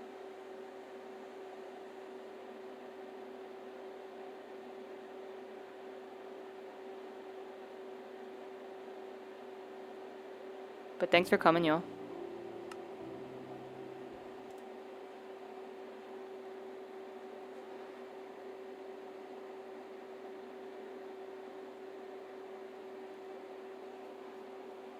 And it's all Christmassy. Aw.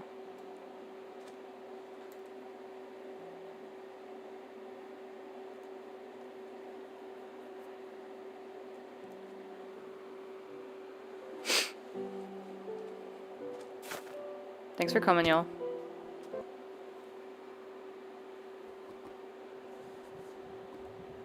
Oh.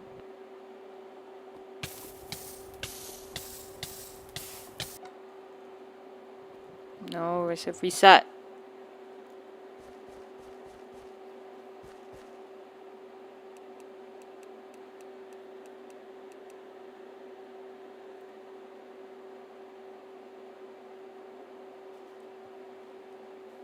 Already fumbled.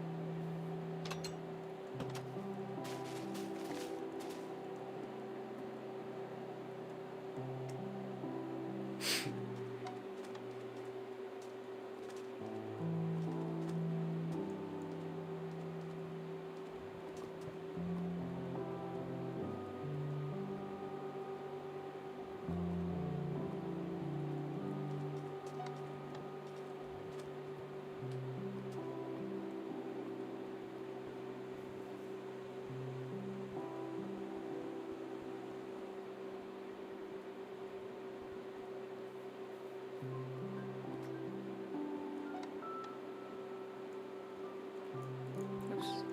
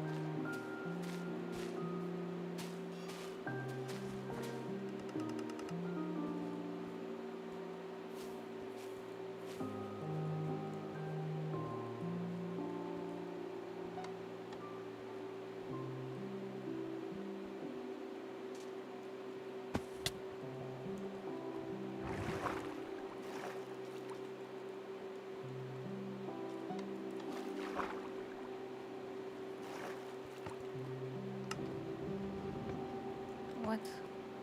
Come on.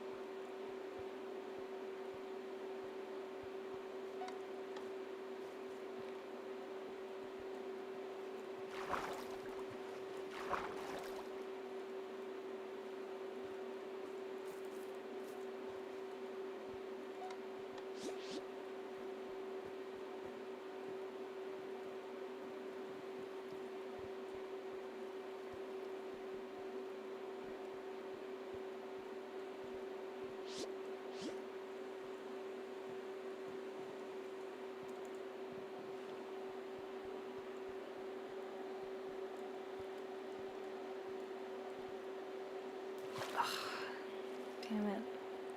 There goes PB.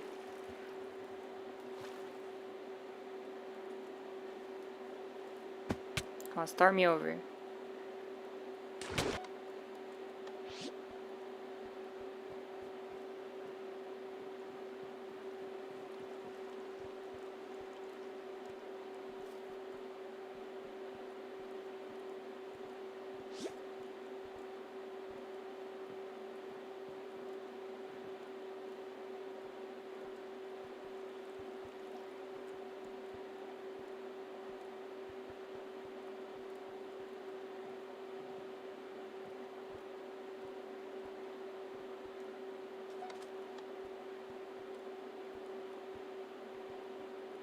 Where's the music?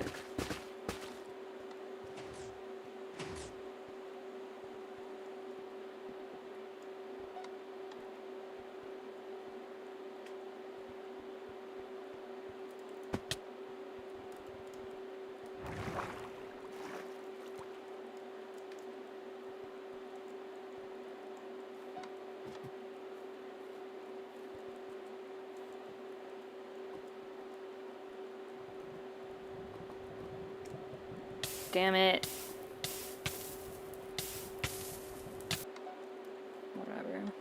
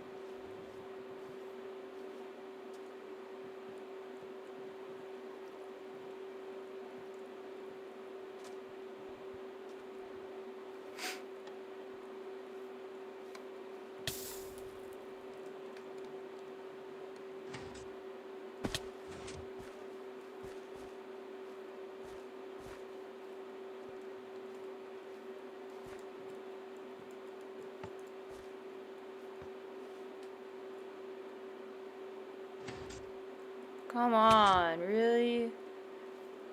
Why did you do me like that? Okay, work this time. Thank you. It's not my greatest run.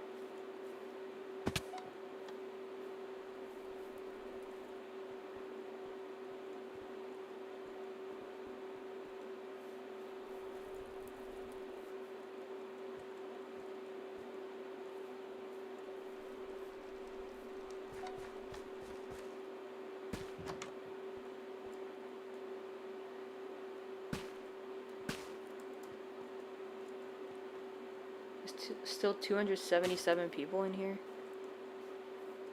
Thanks for sticking around.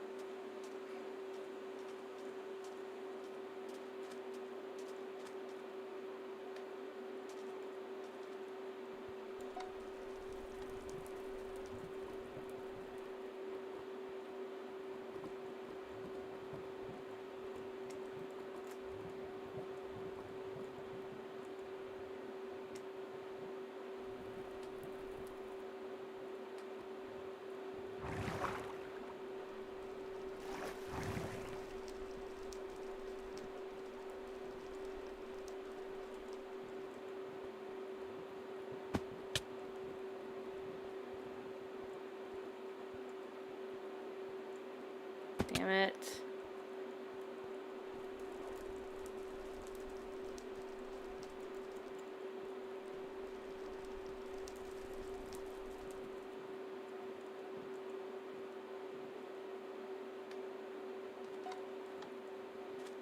Oh yeah, this is like busted.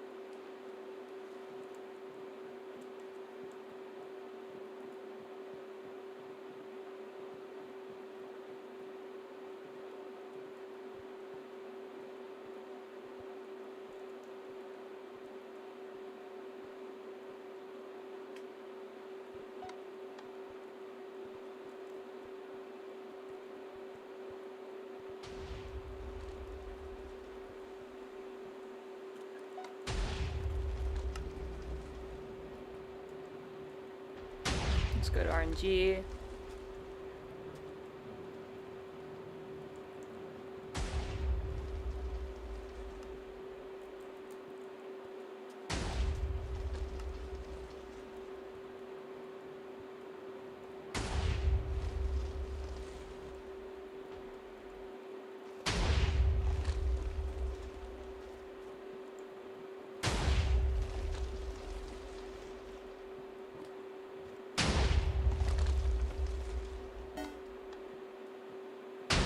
Stop with the explosions, please. God damn it. Okay. We're a little behind. This is not going to be a sub 10, I don't think.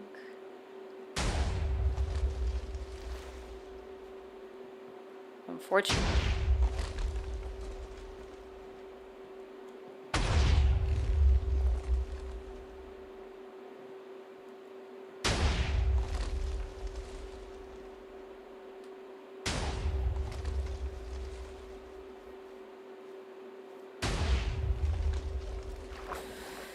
Yeah.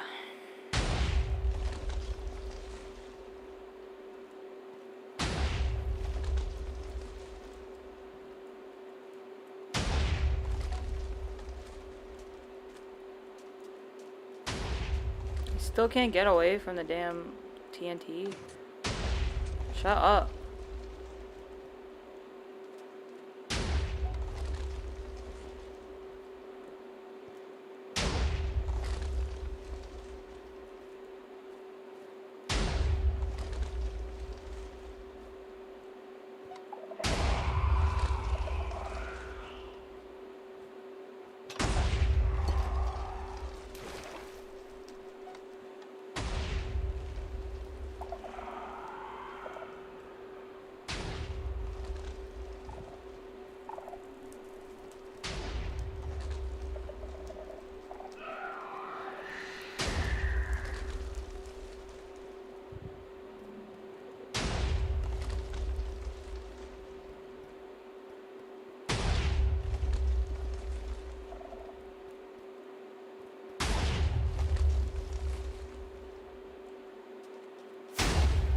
Oh, it's because this guy's fucking standing here. Bro, get out.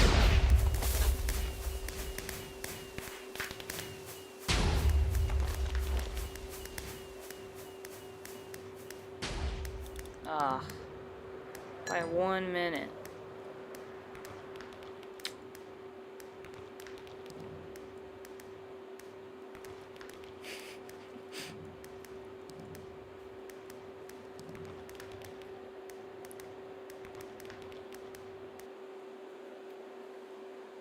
Alright. My Minecraft skin, I think, is Pink Panthers right now.